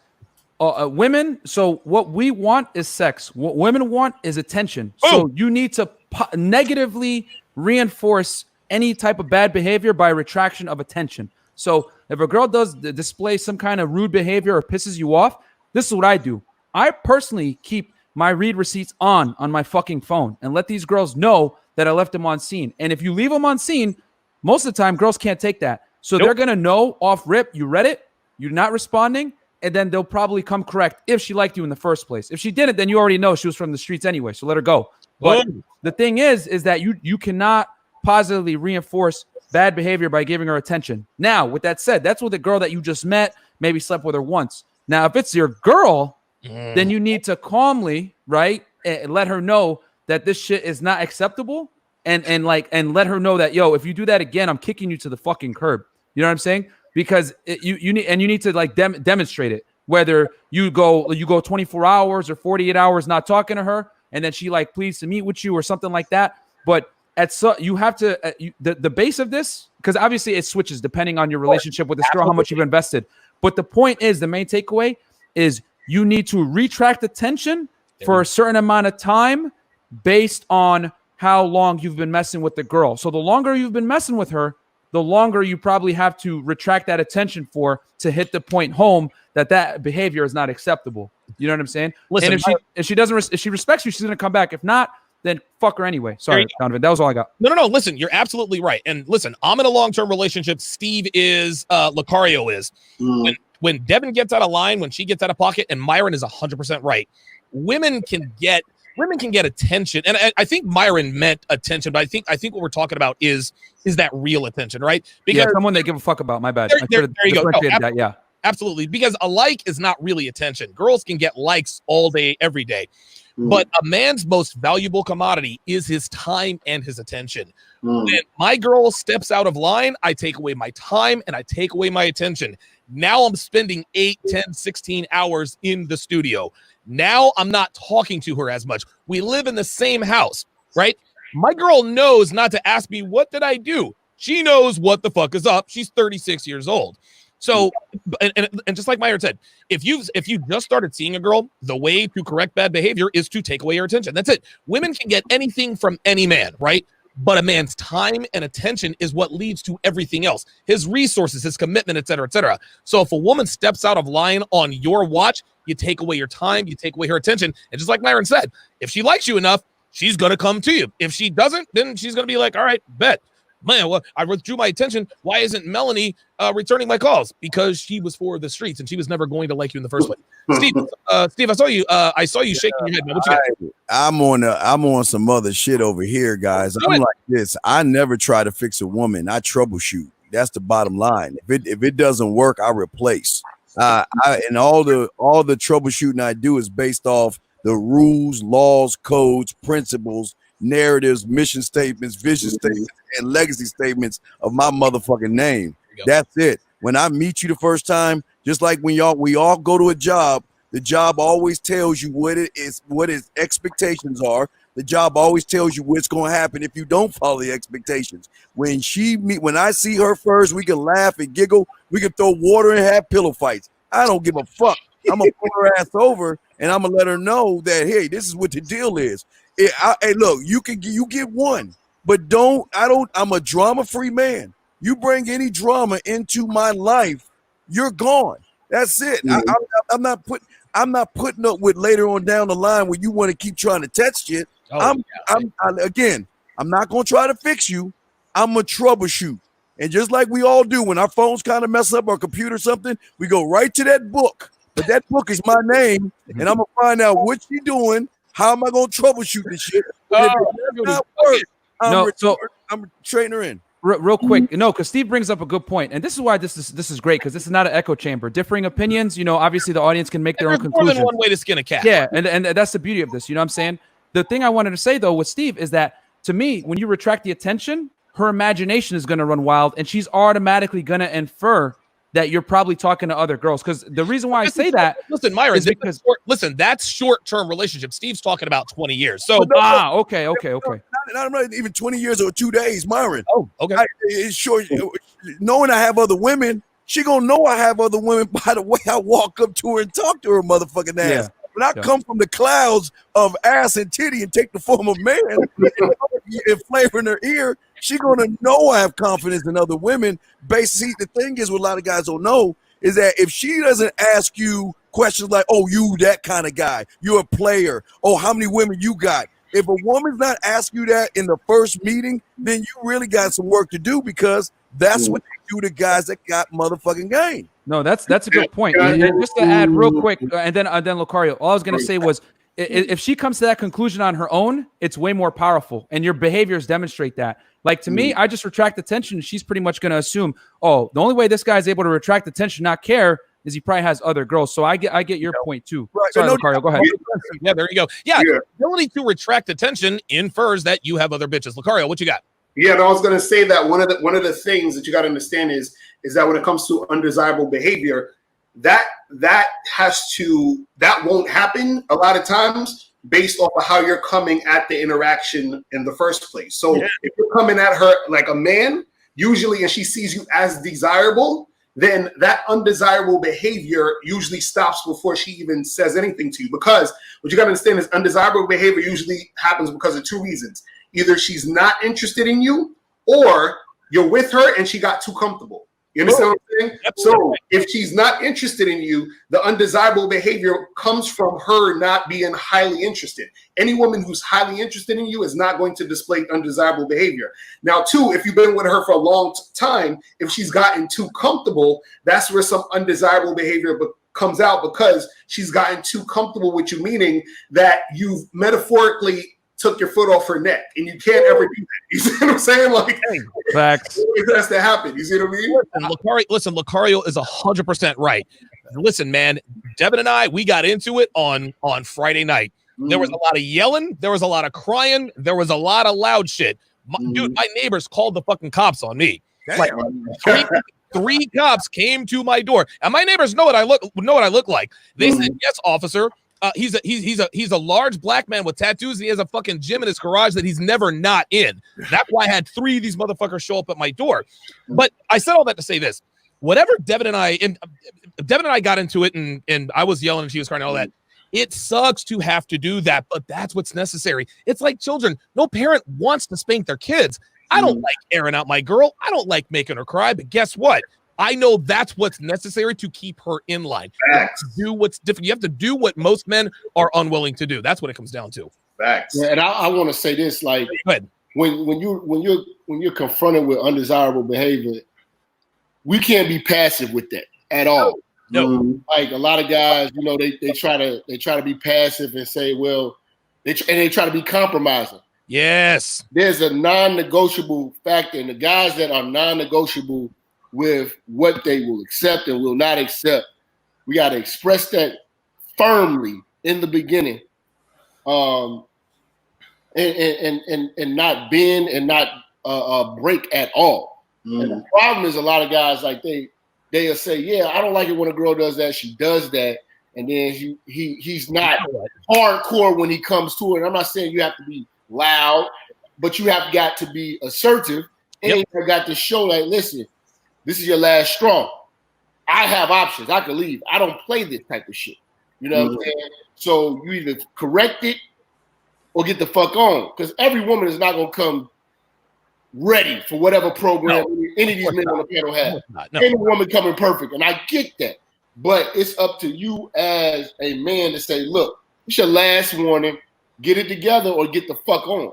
And a lot of guys are coming very passive. I don't like when you do this, and you should call me. It would be nice if you didn't do no. And listen, I agree with Jap. You don't have to get loud, but I mean, you guys know my personality, man. And listen, when there is disrespectful behavior, if there is unfavorable behavior, you need to address it immedately. I don't care if you're in public or private, because if she gets out of pocket in public, and you think, okay, well, I can't check my woman because I don't want to. Guess what? She's going to disrespect you when you're out in public. No, you check that. Pull her ass to the side. Straight up, man. You take her ass to the side, be like, oh, like, for real. Like, do you want this to be a bad day for you? No, I didn't think so. Let's shape it up. Let's knock it off. That's the way you have to. You don't have to yell. Look her directly in the eye. Sometimes you have to bury your teeth, man. Solo, I'm gonna ask this. I'm gonna ask this question to you here.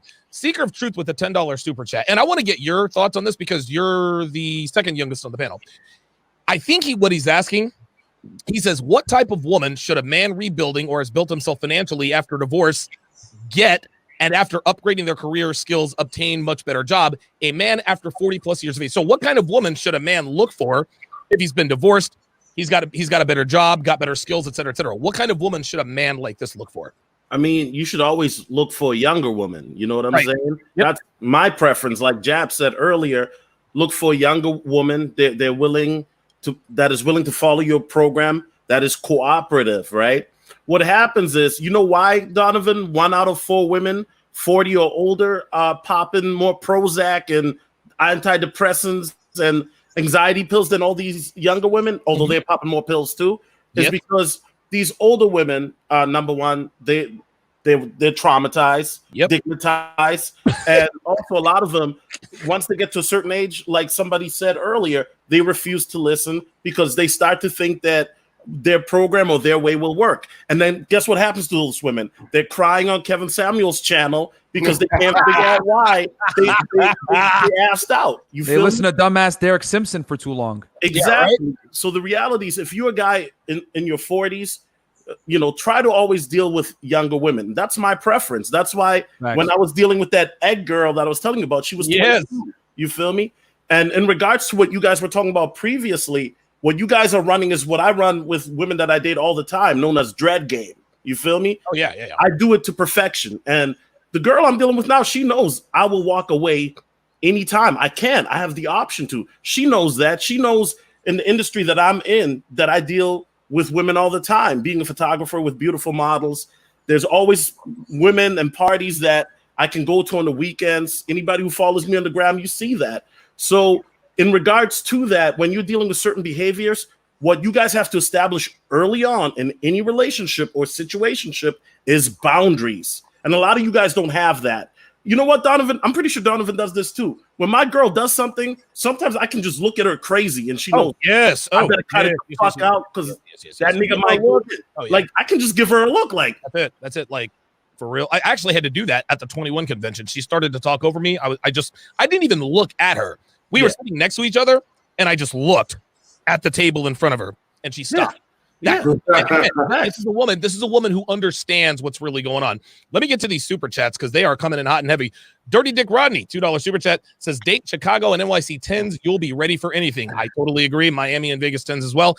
James Young with the huge $100 super chat. Thank you. Gentlemen, sorry I missed the show. I will catch the replay on Patreon. Then he hits us with another $50 super chat. Says I couldn't do 150 at one. I like even splits. I appreciate that very much, James Young. James, I'm going to tell you what. James, if you're still watching, send me an email to tsr@donovansharpe.com, and I will give you How to Build a Quality Woman absolutely free. That is a $100 value. It's a 7-hour, 5-part audio course on how to train a woman properly for a long-term relationship. I will do that for you, tsr@donovansharpe.com. Kyle 1 says, I don't have much money, but yeah, I've been fleeced. Being this desperate sucks. Listen, man, we're here for you. Just keep consuming the content. And listen, be patient. You're only 31. Girls aren't going anywhere. You're about to enter the prime of your life, so you're going to be perfectly okay. Red sings the blues. $5 super chat says, thank you for the disagreement, Donovan. Another donation to the 7. That was the very first question. C-Dub with the $20 super chat says, dropping tuition to the Sinister 7. All of you bring different expertise, and it's all required reading. My number one slut tell, a woman who fiends for her phone, literally fidgets if they go more than a few minutes off the phone. That is probably a pretty accurate. And if it's cracked as well, there's another one for you. If it's cracked, you can smash it. Listen, if it's cracked bone, you can absolutely fuck her in the ass. That's every girl. Metro PCS. Yeah. Or a cricket phone. You're going to get your balls sucked. Oh, yeah. Those Obama phones. Violet Alchemist with the $10 super chat says, G'day, lads from Australia.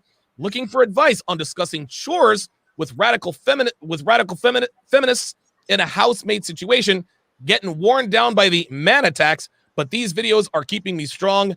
Peace. Appreciate that. Get out of there, bro. With the feminist. Get out of there. Yeah, get out of there. Amos Brown, $20 says, I totally agree with you guys. Women are the authors of their own fate. That's the only way they know how to do it. Devin says the cops were cool. Yeah, that's what you think. You a white girl. No, the cops were totally respectful, but it was very, and Devin and I, we have these conversations all the time. She doesn't know because she's white, right? I don't expect her to understand, but I try to explain certain things to certain people, right? So after they left, I turned back. She looks at me. She's like, 3 cops? I said, Devin, I'm 6'2", 228 pounds, man. I could have destroyed any one of those guys in a one-on-one fight. If I were them, I probably would have sent 5, especially for domestic disturbance. King Life, $5 says, what kind of resistance directly from her would disqualify her from being in your future? This one is simple, and I'm going to come to Steve with this one, and then we'll move on to the next one. Mine is that the more masculine, if you show masculinity, she shows more masculinity, she's out. If her response to ultra masculinity is more masculinity, she's got to go. So, Steve, what kind of resistance could a woman give you? What kind of bad behavior, pardon me, would automatically disqualify her from being in your immediate future? Giving me resistance. So when I talk to a woman and I let her know what I expect of her, this is what I expect of you. I don't want to hear any if, ands, buts, or maybes. You are allowed to give me resistance if you want, and I'm allowed to throw your ass back into the water and find somebody else. So when you give me resistance, again, I'm going to tell you why I say what I say, and you are allowed to say yes or no, but giving me resistance is fighting me on my name. When I make that thing and you give me resistance, that means you're fighting me and you want me to change who I am for you. That shit ain't happening. Real talk, man. Black Wolf Inc. $5 says, long live the 7 Kingsmen, and special shout out to Donovan, the Red Pill Werewolf, and Lucario, the bad boy. It's all in the delivery, I promise you. We had a couple more to get to. Give me a second here. They were coming in. Oh, wait, I totally agree. Black Wolf Inc. Thanks for all the support, by the way, guys. Oh, yeah, we really appreciate this. Thank you so much. Y'all, man. Y'all Really, Yeah, you guys are the real ones. Appreciate that. Love to you guys, man. Respect to y'all. Absolutely, man. Ryan Sullivan, $5 says, what online businesses do you guys recommend for a beginner? Let me take this one. That is the wrong question to ask here. Number one. Number two, if it were the right question, if you're asking someone what kind of business you should start an online business, then you're not ready for that. A lot of guys say, I want to start my own business. What business should I start? You're not ready yet. You're not ready yet. You have to have that idea. The Thought Destroyer, $5 says, thanks for the advice. Here's a good one. But how do I raise my confidence as I feel that I'm not that good looking and I'm not really blessed with the key I was granted? I don't understand that. Can I answer that one? Yeah, go ahead, Myron. You got it. Number one, get in the gym. Okay. There it is. Because the reality is when you wake up in the morning and you do squats to the point that you're going to want to puke, you're not going to sit there and tolerate BS from some 19-year-old bimbo that hasn't accomplished anything in life. Okay. Number two, you need to basically work on yourself, because here's the thing, man. Confidence comes from competence. But just like Solo said, if you derive your confidence from female validation, you're going to take a fucking L every single time. And that's the problem with Mystery and Neil Strauss. They focused their validation. They focus their confidence to come from female validation. And let's face it, man, women are fickle. Women are flaky. Women don't adhere to like what they say they're going to do, especially within the confinements of a relationship. When they're going to, I'll meet you on a date. What happens? She flakes. So you can't base your self-worth on a woman's validation. You have to base it on your own accomplishments, because at the end of the day, when you base it on your own accomplishments, you're putting the ball in your court so you determine your success and your happiness from it. The women are a byproduct of what you've built. You understand? Yes. But when you base it around what women do, you're going to get very angry, bro, because you got to understand this. Men are taught do what's right. Women are taught do what's right for you. There's a reason why they say I'm a man of my word and not a woman of my word. No, that's not some misogynistic bullshit. It's just the reality of how women operate, especially when it comes to the dating game. Here's the other thing. If you date enough girls, you'll quickly find out that girls even flake on each other. You know how many girls I know that like, oh, fucking Becky didn't show up to fucking brunch. Oh, flaky ass bitch. Dude. Like that, they flake on each other. So for you to sit there and try to get your validation from a woman, you're going to be angry every single time, bro. So you control your happiness through your accomplishments. So get in the gym, focus on yourself, work in school, become successful, become the prize, and then women are a byproduct of that. I think Myron just took the lead for the Chef's Hat Award. That was unbelievable, man. The whole we are trained to do the right thing. Women are trained to do the right thing for women. Black Wolf Inc. says, Lucario, you were the first man to properly teach how to get women, and I saw results were nearly instantaneous. I can never thank you enough for that. Lucario, and talk to me, because I want to come to you on this one. You are obviously you're red pill aware, but your approach is not off the beaten path, but it's a little bit different than most might think when they watch it for the first time. What experiences in life, like what explains your, and I don't want to say marches to the beat of a different drummer, but your like your belief system obviously aligns with ours, but you come at it from another angle. What do you feel is responsible for that?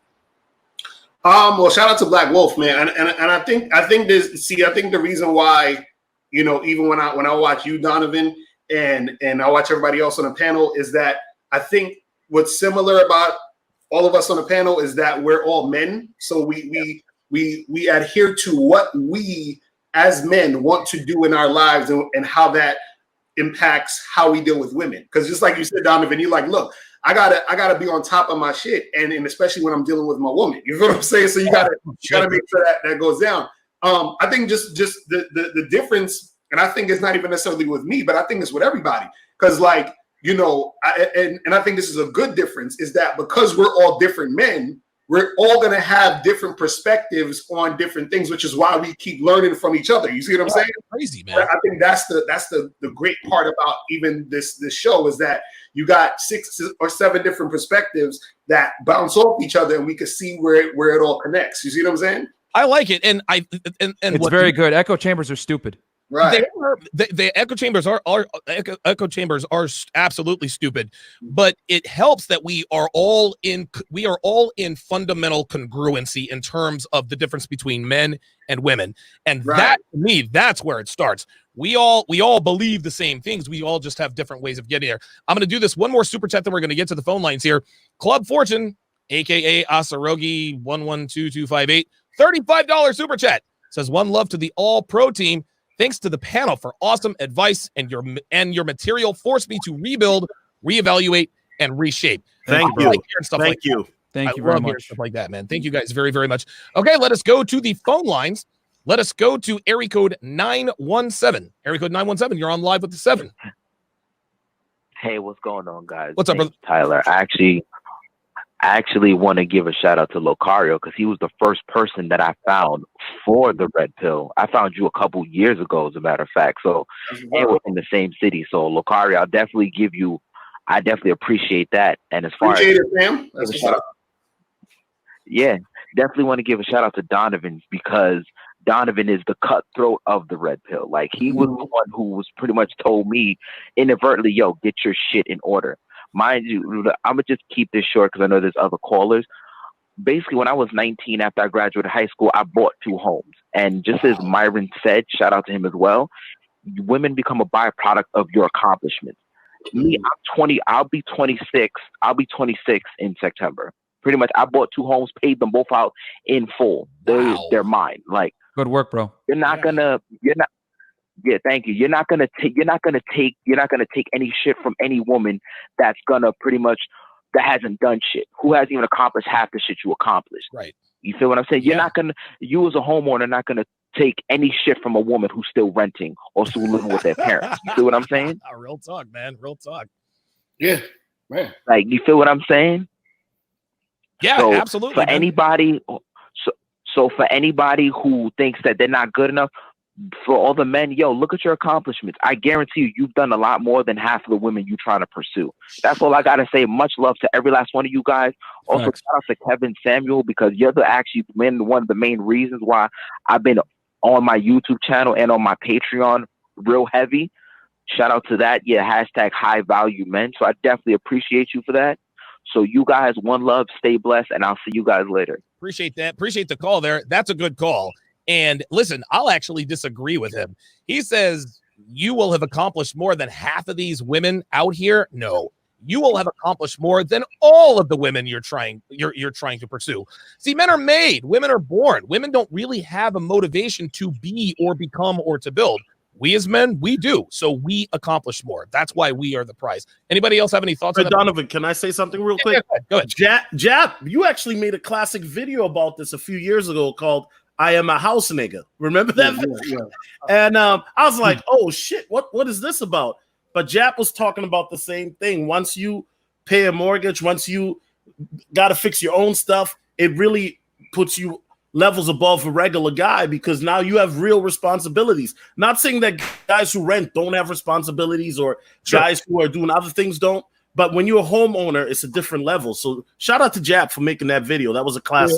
That was like what we call like clickbait to get you to come in. Because when I broke it down, it was basically, I said, if you don't own shit, you ain't own shit. Right. And a lot of women always like to chastise the black man and all this about what we're doing, this and that. But you're looking at a lot of on the dating scene, you're looking at a lot of women who have been fucking since they were 19, and they're at like 35, 36, and they're still either they don't have any assets, they just have bills, and they don't have anything going on. So when you own something and you got it alone, you don't really appreciate them as much, and they don't even become of value to what you have going on. So it's just a different mindset. So shout out to the young brother right there. I wish I would have done what I'm doing at that age. Oh my God, he's gonna be a beast, and he's definitely going to win, because it's at the end. All I want to do is see the men win. Right. However you play your situation, I just want to see you have the upper hand, and however it goes there. So I like what he's doing though. Listen, 2 houses at 19 years old, dude. Oh my God. dude, by my first house tool, I was like 27. That's I was chasing pussy at 19, man. shit. But listen, I was trying to chase pussy at 19, wasn't catching none. Let's go to area code 706. Area code 706. You're on live with the 7. What's up? 706 going once. 706 going twice. And we got to go to area code 404. You're on live with the 7. I want to make sure 404 that because you're calling from. Hey, hello? Yes. Hold on. You're calling from Atlanta, right? I want to make sure you're not calling from College Park, East Point, Riverdale, Bankhead. Like, you all right out there? You all right? Yeah, man, I'm good. All right. Just making sure, man. I mean, like, if you're in Bankhead, just saying. What's up? Nothing much. Hey, I'm just calling guys because I'm actually, I'm actually 17, and right now, like, I'm in high school and such, and I just want to ask you guys, like, what should I do right now? Me being a young man, like, what should I do right now to actually, like, put my value up and such,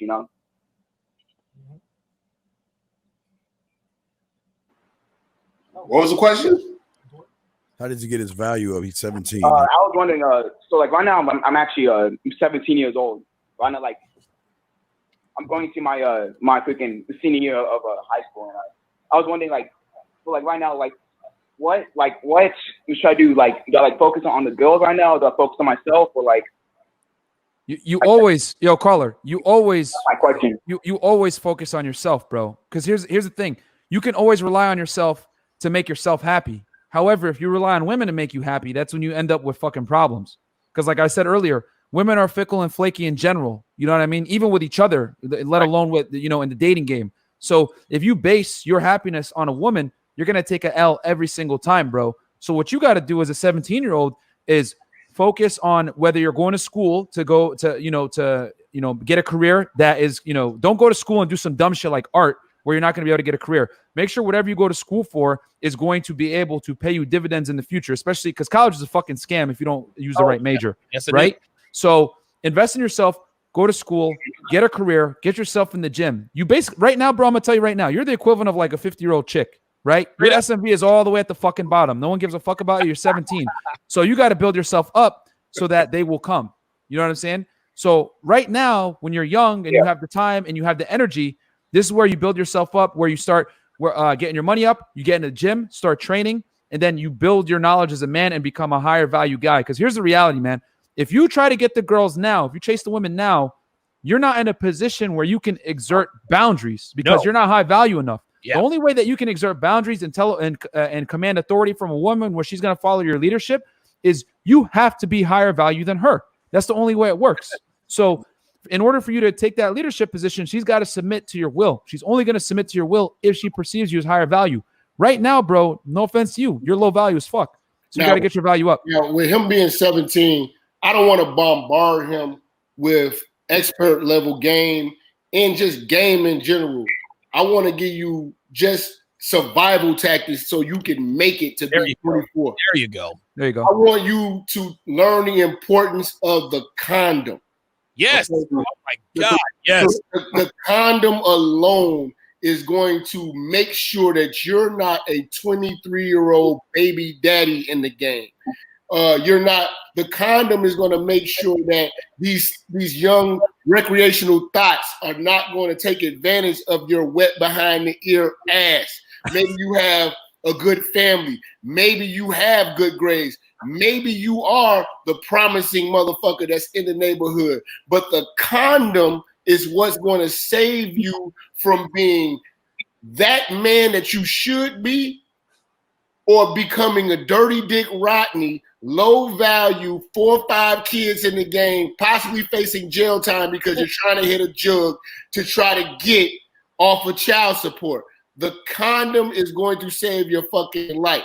So you're going to see, at this age, you're going to see a lot of young bitches and a lot of young idiots around you not utilizing the condom. And 4 years from now, you're going to see where not using the condom has taken it. So that's all because we can tell him everything in the world. You're still young. You're going to do whatever the fuck you want to do. You're going to make mistakes. You're going to bump your head. You're going to fall in love. You're going to be a fucking simp.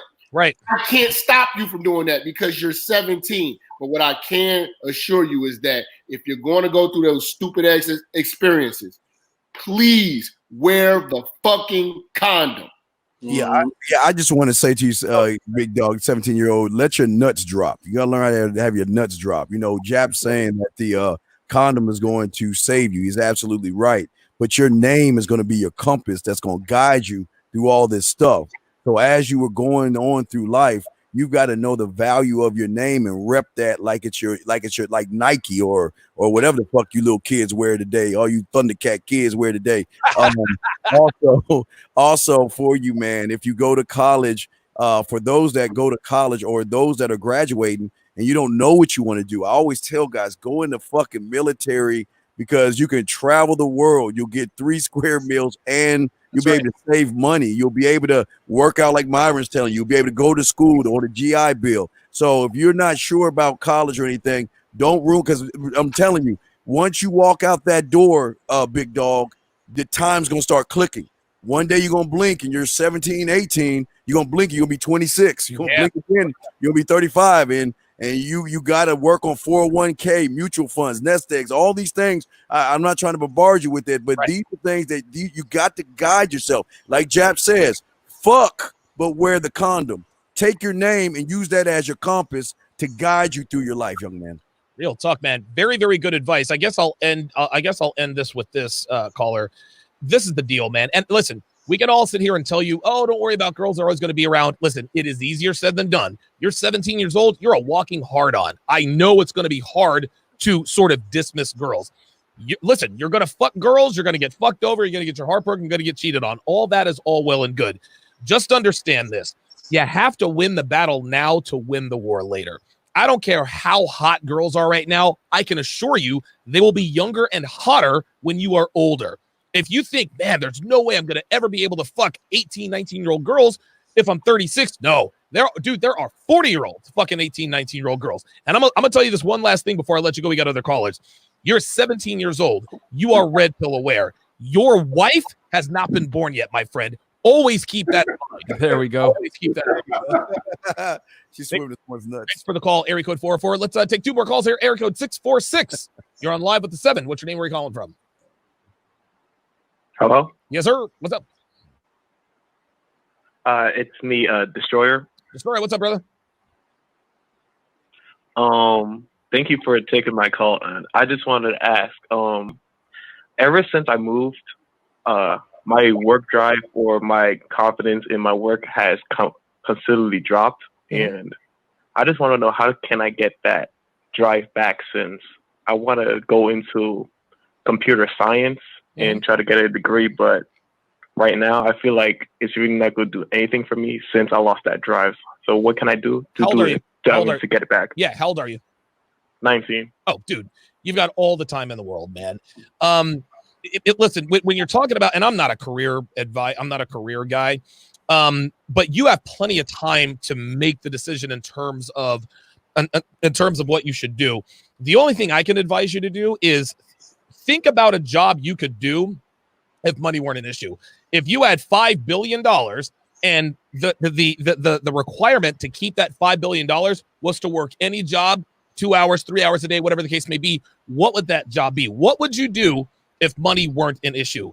If it's computer science, then by all means, go to computer science school.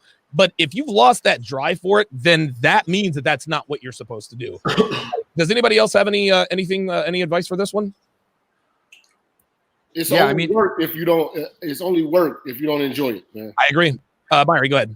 No, facts. I agree. That's exactly what I was gonna say. Okay, very good. Yeah, I'm sorry we couldn't give you better advice. This is more really along the lines of self-improvement. But yeah, he's 19. Listen, we got 19-year-olds and 17-year-olds calling us, guys. The fucking is getting out, man. Like, the message is getting out, dude. Like, you're already winning by calling in at that age, bro. A lot of guys find this shit too late when they're 50, divorced, and they're zeroed out. You know what I'm saying? So it's good that you found this stuff out, because at the end of the day, man, this isn't about us like telling you guys, oh, women are terrible and all this other shit. All we're telling you guys is the realities of what you need to prepare yourself for and how to navigate it appropriately so that you don't find yourself with a girl that's going to put you in a very bad position. That's really what it's about. Good stuff. J-Max with a $5 super chat says, excellent as always, fellas. Any direct advice for single fathers like me building themselves back up? I'm not a single father, but let me tell you something. As a single father, you being a single father does not hinder you on the dating market like a single mother does. There are girls out here who say, well, I don't want to date a man with kids. Bitch, you full of shit. Get the fuck out of here. Bitches out here think that they can be just as discerning and picky as men. No, there's a big difference between single mothers and single fathers. Single mothers repel high-value men. Single fathers attract. It's social proof. Dude. If anything, being a single dad is social proof. And here's the other thing, too. It shows, especially if you have like a daughter, like it shows that you have a caring side as well. So like it does work for you on the low. Because like girls, because here's the thing. Every woman's like biggest fear is that you're like some crazy rapist that's going to kill her in an alley or some shit. So when you have children, that automatically shows that you're probably a normal person and you're fit to be a father, let alone, especially if you have custody. And most women know that if you have custody of the child, you're probably way better off than the mom. You know what I'm saying? Because it's very difficult for men to get custody of the children, especially on a prime basis. So for men, it's not the same as being a single mom. So it actually will help you if you play your cards right. Yes, don't listen to these bitches out here talking about, I don't date single fathers. Yes, but you will fuck them, and then you will want to date them. Freelance Ronan with the $5 super chat. This guy is my very first subscriber ever. Drop it in the tip jar, gentlemen. Also, respect to all the young bloods getting an early start. Take full advantage, young bloods. We're going to take 3 more calls, and then we're going to call it. Let's go to area code 650. Area code 650. You're on live with the 7. What's up, Donovan and panel? It's AJ in San Francisco. What's up? Oh, AJ, what's up, brother? Hey, I wanted to make my call based on one of the super chats you got from the chatter who asked about what ideas are valid for an online business. And even though the take home was, you know, that your focus is more on dating, the advice that you gave is actually very good. And it's all based on mental point of origin. This applies to dating as well as business. And I think it's more relevant than some viewers might give it credit. No, listen, so, you know, with go ahead. Yeah, so with women, the reason why, you know, the attraction and commingling between the sexes works is because meritocracy is rewarded. Right. You need to provide value and demonstrate value in order to be rewarded with the high quality women. It's not just arbitrary, right? Some guys ask, why is it like this? Why can't they just accept me for who I am? Right. But this is how society advances. This is how merit is rewarded. The same thing in business, right? It begins with you have an idea, you have a skill set, then you take that to an online business instead of thinking, oh, online business will facilitate my lifestyle. Right. Now I need an idea. Gotcha. And thanks for the call, AJ. A lot of guys, and again, we all, I don't know, Steve, you don't do this for a living. Steve is worth a boatload of money. He didn't have to do this. No, I'm poor. No, I do have other. No, I hustle.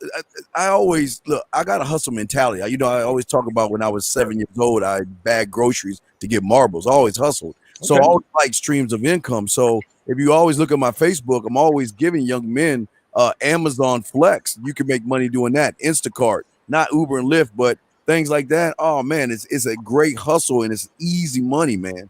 Easy as ever, man. You got to see Steve's house. It's not. It's I'm not trying to tell on him, but his house is crazy. It's sick. John Lando with the $10 super chat says, "Pay attention, young brothers. I am over 50, divorced, have been financially and characteristically destroyed, and I am a witness that the comeback is long, hard, and real." Listen, that's what it is, man. And that's the thing, man. Broken men can be fixed. Broken women cannot, man. You can lose everything in your 40s and still come back strong in your 50s. Last 2 calls of the day. Let's go to area code 406. Area code 406, you're on live with the 7. Donovan, what's up? What's up, brother? Hey, man. How you fellas doing today? Chilling. Listen to you about a year now, and I'm in my mid 30s, and I gotta tell you, man, all these young guys calling in too, you just gotta stick with your guns, man. Yeah. And you gotta, I think I started investing, I started lifting, and you know, my bank account showing, I'm not married, and I don't plan on doing that, you know, and you know what, maybe at some point, but Donovan, I just want to tell you, thank you. Keep up the good work, and appreciate it. Thank you very much. Yeah, listen, the guy's got it together. He's getting his body right. He's getting his finances right. He says, maybe I want to get married, maybe not. Listen, I wouldn't advise getting married in America. Go overseas for that. Last call of the day. Area code 505. You're on live with the 7. What's your name? Where are you calling from? Hey, can you hear me? Yes, sir. Awesome. So my name is Aaron. I'm calling from New Mexico. So I got a question about, I was listening to you guys talk about how many women you should probably sleep with before you start trying to like tame girls. And so my situation is I've just made very bad decisions in terms of like finding women. Like I go to a tech school and there's no girls there, but I'm about to graduate with a master's of science in engineering and I have no student debt. I have no debt, but I have no money. So like what do I do to start maximizing my ability to meet girls and, do that whole laws of averages thing? How old are you? Get as many encounters as you can. Hold on. How old are you? 25. 25. The first thing you need to start. 25. Right. The first thing you need to do, forget about girls. Listen, if a girl throws the pussy at you, by all means, fuck her with a condom. Listen, I'm telling you right now, you will not start to hit your stride for at least another decade. Okay. You will start that momentum if you save money and you get into great shape. At 25 years old, you have the energy and the testosterone to be ripped. Create habits that are conducive to an elite physique. Save your money. All you need to do, you have a great degree. All you need to do, stack money, okay, and lift weights. And when you are 35 years old, you will literally be beating off these 18 and 19-year-old chicks with a stick. Anybody else? I got one where you can make some easy paper. Make some easy paper, become a and fuck all at the same time, young man. All you got to do is start learning how to, on the side, now there's a side business, learn how to be a masseuse, okay? On the side.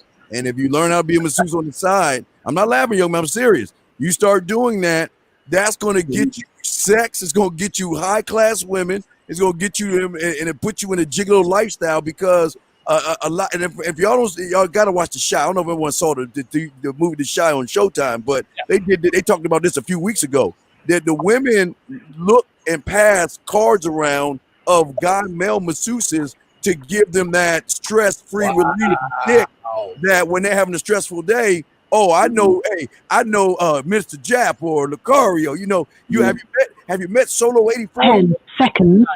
So what I'm saying is, if you want to do it in a way where you show some value, you get paid, you fuck, you meet women, and give your lifestyle, look to doing that on the side, brother. Thank you for using Blog Talk. I can add something to that real quick. One thing about that guy, he doesn't realize his actual value. No. 25, he's not cool. But he has to. But I want to break it down for him. If you got out of college with an engineering degree and you have no debt, you have to compare yourself to a person who got out of college with the same degree that you have with that same debt. So if that person has that debt on credit, you actually have that particular value of money built inside of you. So now you're out and about, you're moving around, and you're free to make money, not to pay anyone back. The only thing that you should fear is hoes and raw pussy. That is the only thing that is going to be your setback. And it's funny and everything, but raw pussy is the thing that destroys all men of value. Yep. If you continuously become fierce, I'm sorry, not fierce, but you have a strong fear, and you're scared of raw pussy, that's a good thing. Wear your condom because it's going to protect your finances and your lifestyle in the end. Keep these bitches in recreation. Don't listen to, I'm on the pill and everything like that, because you don't see the value in you. But I know these hood rat booger wolf hoes know how to choose a motherfucker like you who is wet behind the ears, and they love to see the potential in a motherfucker like you because you got child support payment written all over your face and you got alimony written all over your face, because if you get addicted to raw pussy, you're out of the game. I can add to that real quick, man. Brother, you got to understand that the volume is your friend. You got to source girls from all kinds of things. You got to go. I don't know if the bars in New Mexico are open, but you got to get out to bars. You got to online dating, social circle. day game. All these things are going to help you stack your funnel so that when you meet girls, you don't have that scarcity mindset and you're not over investing in interactions. I made a YouTube video on this about why you need to work a lot of volume to get girls on my YouTube channel. But yeah. So I don't want to take up too much time. I know we got a lot of people. Subscribe to Myron's YouTube channel, man. This shit is fire. Uber Colt with the $20 super chat says, great show, guys. Chuck Wise with the $10 super chat says, what are your top 10 dating rules you run on girls? I know, no talk back, don't curse at me. I need more no-nos that you run on your girls. We're running short on time, so I'm going to go around the panel, and I want you guys to tell me your number one deal breaker characteristic in terms of girls. Steve. Respect. Okay, so if a girl can't respect you, she's up out of there. I want to fall in love. I want to fall in respect. I don't want to fall in love. I want to fall into respect. Listen, that's very important. Chuck Wise, you cannot have a woman's love if you do not have her respect. Make her fall in respect with you, and she will fall in love with you. Well said, Steve. Lucario. Yeah, it's just basic cooperation. I need that's a very important. If there's no cooperation, I don't even need to be dealing with you at all. So that's what it is for me. You know what I'm saying? Be compliant. Myron. She's got to, I mean, again, just reiterating what the two other brothers said, Steve and Lucario, she's got to be able to defer to your authority, which is derived from respect, and she's got to look at you as the leader and not question your authority. When she questions your authority, that's when problems arise. You know it. Jeff, what you got? Man, it's, again, Steve let it off. I mean, respect, authority, cooperation, and I'm big on tradition. I like a woman to know her role. Woo! To never ever try to even attempt to try to be a man, because God blessed me to be a man. God kicks these bitches in the pussy once a month to let them know that you are never going to be a man. So I just understand that. Listen, if you're a man, this alpha shit, man, be proud every day and wear this shit. Because these bitches are trying to. I can do what you can. You cannot do that. And you're going to get kicked in the pussy every month, the same day. And your shit's going to be leaking motherfucking ragu. Just so you will know that you're a motherfucking woman. All right. I don't really try to follow up with that. Solo, what is your number one deal breaker characteristic or habit? Yeah, I mean, cooperation is definitely number one, right? Okay. Look, guys, before you get hired onto any company, what do? They do an interview, right? My company, we do something known as SBO interview, situational behavior outcome. So if there's a situation, you got to be able to say what was the behavior you did and what was the outcome. So the reason I use that is when you get to a company, right, Donovan, they have the rule book of things that you can't do. And part of the rules say what they want you to do, what the qualifications are for the job, what makes you qualify, because obviously they put you on the job if you get hired, right? Right. This is the same thing when you're dealing with a woman, okay? What makes her qualified to be part of your company? Is she going to follow your program or not? And this is where a lot of guys mess up, Donovan, when they say, oh, a girl flaked on me. What should I do? Or this girl didn't text me back. It's all about cooperation. If you get that cooperation, 90% of your issues with women don't exist. Facts. Bingo. Just to add to that, remember, guys, this: hire slow, fire fast. Just that's how you do it. All right. That's right. Hire slow, fire fast. Give a lot more. Take a lot more than you give. Hold up. Somebody said number 2 for solos know how to make eggs. I don't think number 2 is that, but yeah, cooking is definitely in the top 10. Facts. Let's put that up there. I think that's number 1 for Solo. Personally, I think eggs is number 1. I think he's rotten. Listen, my number 1 deal breaker characteristic is that she can't be a feminist. She can't be a feminist. If she's a feminist, you already know she's going to be disagreeable. She's going to be masculine. She's not going to stay in pocket. She's going to talk out of the side of her neck. So, Chuck, hopefully those will satisfy your top 10 dating rules. Unique 79 with the 5 British pounds at Fire Panel on tonight. Salute to my fellow kings. Thank you very, very much for that. And then Jerome. According big 100. Woo! Jerome. 38. And you don't Thanks, bro. what it means to be a man. I never received this information years ago, but I appreciate it nonetheless. Salute. Jerome, guess what, man? You're only 38. Dude, a 38-year-old man is equal to a 21-year-old woman, dude. You have many, many years, man. You are directly in the prime of your life. Keep watching this stuff, man. Your life will get better. We greatly appreciate that super chat. MS81, $5 says, thank you guys for teaching men to take control of their own destination in life. Abso-fucking-lutely. Dirty Dick Rodney says, make Raw Box great again. I don't think Jeff's going to sign off on that. Hey, but that's one of my fans with that. That's funny as shit. Funny, man.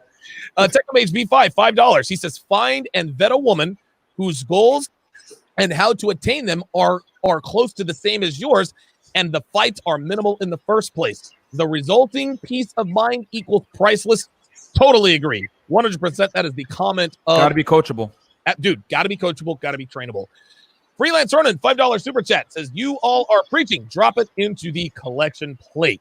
And with that, that is going to be the end of this episode of The 7. Like I said, it's not staying up on this channel. You might find it on one of these other guys' channels. I'm going to put Local King Chronicles. What's that? Oh, no. I try to do that every other week. I don't want to wear it. I don't want to. Yeah, I got to hold it back a little bit. We need to get Jab to tell one of his Ratchet Hood stories, though. That'd be fun, too. Oh, my God. Jab got a couple of those, man. Listen, we'll be here all day, and I got food waiting on me downstairs. RAP. I gotta eat. Listen, last question of the day. RAP with the $5 super chat says, could I hear you guys' opinions on what you consider a quality woman? Currently 21 and have only dated once and haven't given up the goods. Tell her to stop lying first. You know what I'm saying? I'll place it like this. Assuming that you are telling the truth, you're on the right track. Listen, a 21-year-old virgin doesn't really need to do much more than to protect the theory. That's it. Listen, dude, a 21-year-old girl, I'll put it to you this way. I'll put it to you like this. If a girl can keep it on the road, all a girl needs to do, all females need to do, don't lose your virginity. Don't start smoking. Don't start drinking. Don't get any tattoos or any crazy piercings. You do those things, and you have a lottery ticket. If you really are a 21-year-old virgin, then guess what? The right man will find you. I can guarantee that. Yeah, I just want to tell her you got to do a few things. First off, start watching Little House on the Prairie and start watching some old TV shows where women were women, or the Cosby Show. Number one. Also, get in the kitchen and learn how to cook. Learn how to serve. Wait, submit. Learn how to serve. Right, submit, serve, sex, know your place at the table, and know when to shut the fuck up. As long as you know how to do those things, and remember, you're going after his name and his ring, so you've got to show him why he even should give you those things, young lady. I just want to add something real quick. I don't believe her because whatever. But anyway, the whole thing is this. Listen, that's why she's assuming she's telling the truth. Yeah. But you know what? I'll give her the benefit of that. I'll say this. Assuming you're not lying about that, don't listen to Cardi B. Don't listen to the Little Kim or fucking Nicki Minaj. Like all these like celebrities that like glorify being promiscuous. Yeah. Don't do that shit. Like it's really gonna. The truth. You know what I'm saying? Like me at Minister Jap. And bring your virgin ass to the church so we can lay hands. But yeah, that's what I would say. Don't listen to these role models, man. That's what kills a lot of girls, man. Like looking at Cardi B as like a role model and shit like that will fuck you up, man. Let us be your role model. Let these guys on the panel be your role model. There you go. Right. Listen to us. The one piece of advice that I can give her is watch out for women who are older than you giving you the wrong advice, okay? Facts. You're going to listen. Again, assuming you're telling the truth, if you know women, if you're friends with women who are 26, 28, 30, 32, they're all hoes. They are going to encourage you to give up the good so that you are as miserable as they are and to even the playing field. Because right now, your value is as high as it's ever going to be. They understand that. And listen, and don't you think for one second that women wouldn't sabotage each other just to spite you. Women hate women who are like you. Women do not like 21-year-old virginal women because you have what they wish they had. That's what it comes down to. Do not take advice from women, ever. Do not let these bitches derail your Yeah, facts. Killed me, man. Okay, real quick, before we go off the air, I want you guys to type in the name of the guy who deserves the chef's hat. Tonight's nominees are Lucario, Solo TV 84, and Myron Gaines. I'm going to give you guys 20 seconds. 20 seconds to type in the name. 20 seconds to type in the name. And while I'm waiting for everybody to fill this in, REP, another piece of advice I would give you is grow your hair. Do never. The only time you need to cut your hair is if you are taking out the split ends. Men do not like women with short hair. We'll fuck them every once in a while, but we're not really thinking about anything past a long-term, short-term relationship. We got one for, let's see, we got Myron, Solo, Myron. We got 3 for Myron, 1 for Solo, 1 for, wait, hold on. This was a great show today, though. Seriously. Yeah, this was dope. Wow. I think one of Thank you for all the super chats, guys. Like, you guys don't understand. We really appreciate the support, man. So thank you. Appreciate y'all, man. Appreciate all you guys. Thank you very much, chat room. Thank you, guys, because all the super chats will help me buy more eggs. So I'm gonna make some eggs after this. I'm just trying to buy condoms off Amazon. Well, it looks like Myron is the clear winner of the chef. Hey, with everybody, I got one thing. With everybody voting for me, thank you so much. I'm gonna have Jordan Reed on my channel tomorrow, guys. We're gonna do an interview. The NFL player. We're gonna do an interview on our come up. Whoa. Jordan, the fucking tight end for the Redskins, Jordan Reed? Yeah, he's a childhood friend of mine. Are you serious? Yeah. So we're gonna do the interview tomorrow at 4 p.m. Definitely tune in, guys. It's gonna be a good time. Thank you so much for the support. And that's dope. Holy mother, dude! I had no fucking clue, man. Jordan Reed, I think, just recently retired because of concussions. Am I wrong? No. He's a free agent right now. Oh, okay. All right. Hey, listen, he's a beast for the Redskins. Wow, that's incredible. Yeah, Unplugged Fitness is my YouTube, guys. Subscribe, and I don't want to plug my shit too much. No, but that's check me out, and it'll be tomorrow 4 p.m. Eastern. I'm gonna go around the room, and I want give us all where we can find you, what projects you're working on, and so forth. Steve, start it off. First off, thank you guys. Go to themanmindset.com. We have a free dating chat. We have a dating chat line with women on there right now, guys. For my advanced guys, we have cooking shows, dating shows, and we have a free starter kit for anybody that's ready to learn. Thank you, Donovan, and the panel, especially those that are listening and super chatted. Jack, that's because your laptop is low on batteries. What you got, man? Hey, man. Yeah, man. I just want to thank y'all for having me on, man. If you get a chance, go see me on Instagram. This is Jappa, ministerjap.com. Visit my channel, the Minister Jap channel. Patreon as well. We got a lot of exclusive banned from YouTube videos over there. A lot of collabs. I mean, all these brothers, we've done work. I got to do some work with Myron too, man. We about to get. I'm gonna jump on Mr. Jap's channel too. Yep. Yes, sir. Yeah, so we definitely gonna link it in, man. But I definitely appreciate y'all having me on the panel. Good shit, man. Lucario. Yeah. So guys, make sure you go to badboymembership.com. That's where you get 45 through 90-minute audio and video dating advice tutorials every month. So make sure you go to badboymembership.com. Also, make sure you guys go to mrlucario.com. That's my main site. And also make sure you guys follow me on Instagram at @realmrlucario. All right. Very good. Yeah, I just put his Instagram handle in the chat. Be sure to follow him on Instagram. Subscribe to his YouTube and his Twitter. Solo. Yeah, you guys can check me out on YouTube, Solo TV 84. Also, if you want to see raw uncut interviews where I interview some of these thoughts that we're talking about. One girl admitted to her body count. I won't mention it here, but www.patreon.com/solotv84. That's www.patreon.com/solotv84. If you want to see Social Circle game behind the scenes, just check me out on Instagram at solotv84. You can also see me make eggs. Shout out to Dev for voting. Facts. Absolutely. Myron, I'm going to come to you one more time. Everybody wants to know what time you're going to have Jordan Reed on your channel tomorrow. So it's going to be 4 p.m. Eastern Standard Time tomorrow, guys. We're going to talk about our childhood, how we grew up. We grew up in the same town, New Britain, Connecticut, and he ended up doing his thing, and I did my thing, and we just started. We've been talking, but we were talking about this for a while. So we're going to talk all that stuff. Him at the Gators, all that stuff. And then my YouTube channel is Unplugged Fitness. You can search Unplugged Fit; it'll still come up. My Instagram, same thing, Unplugged Fit, website, unpluggedfit.com.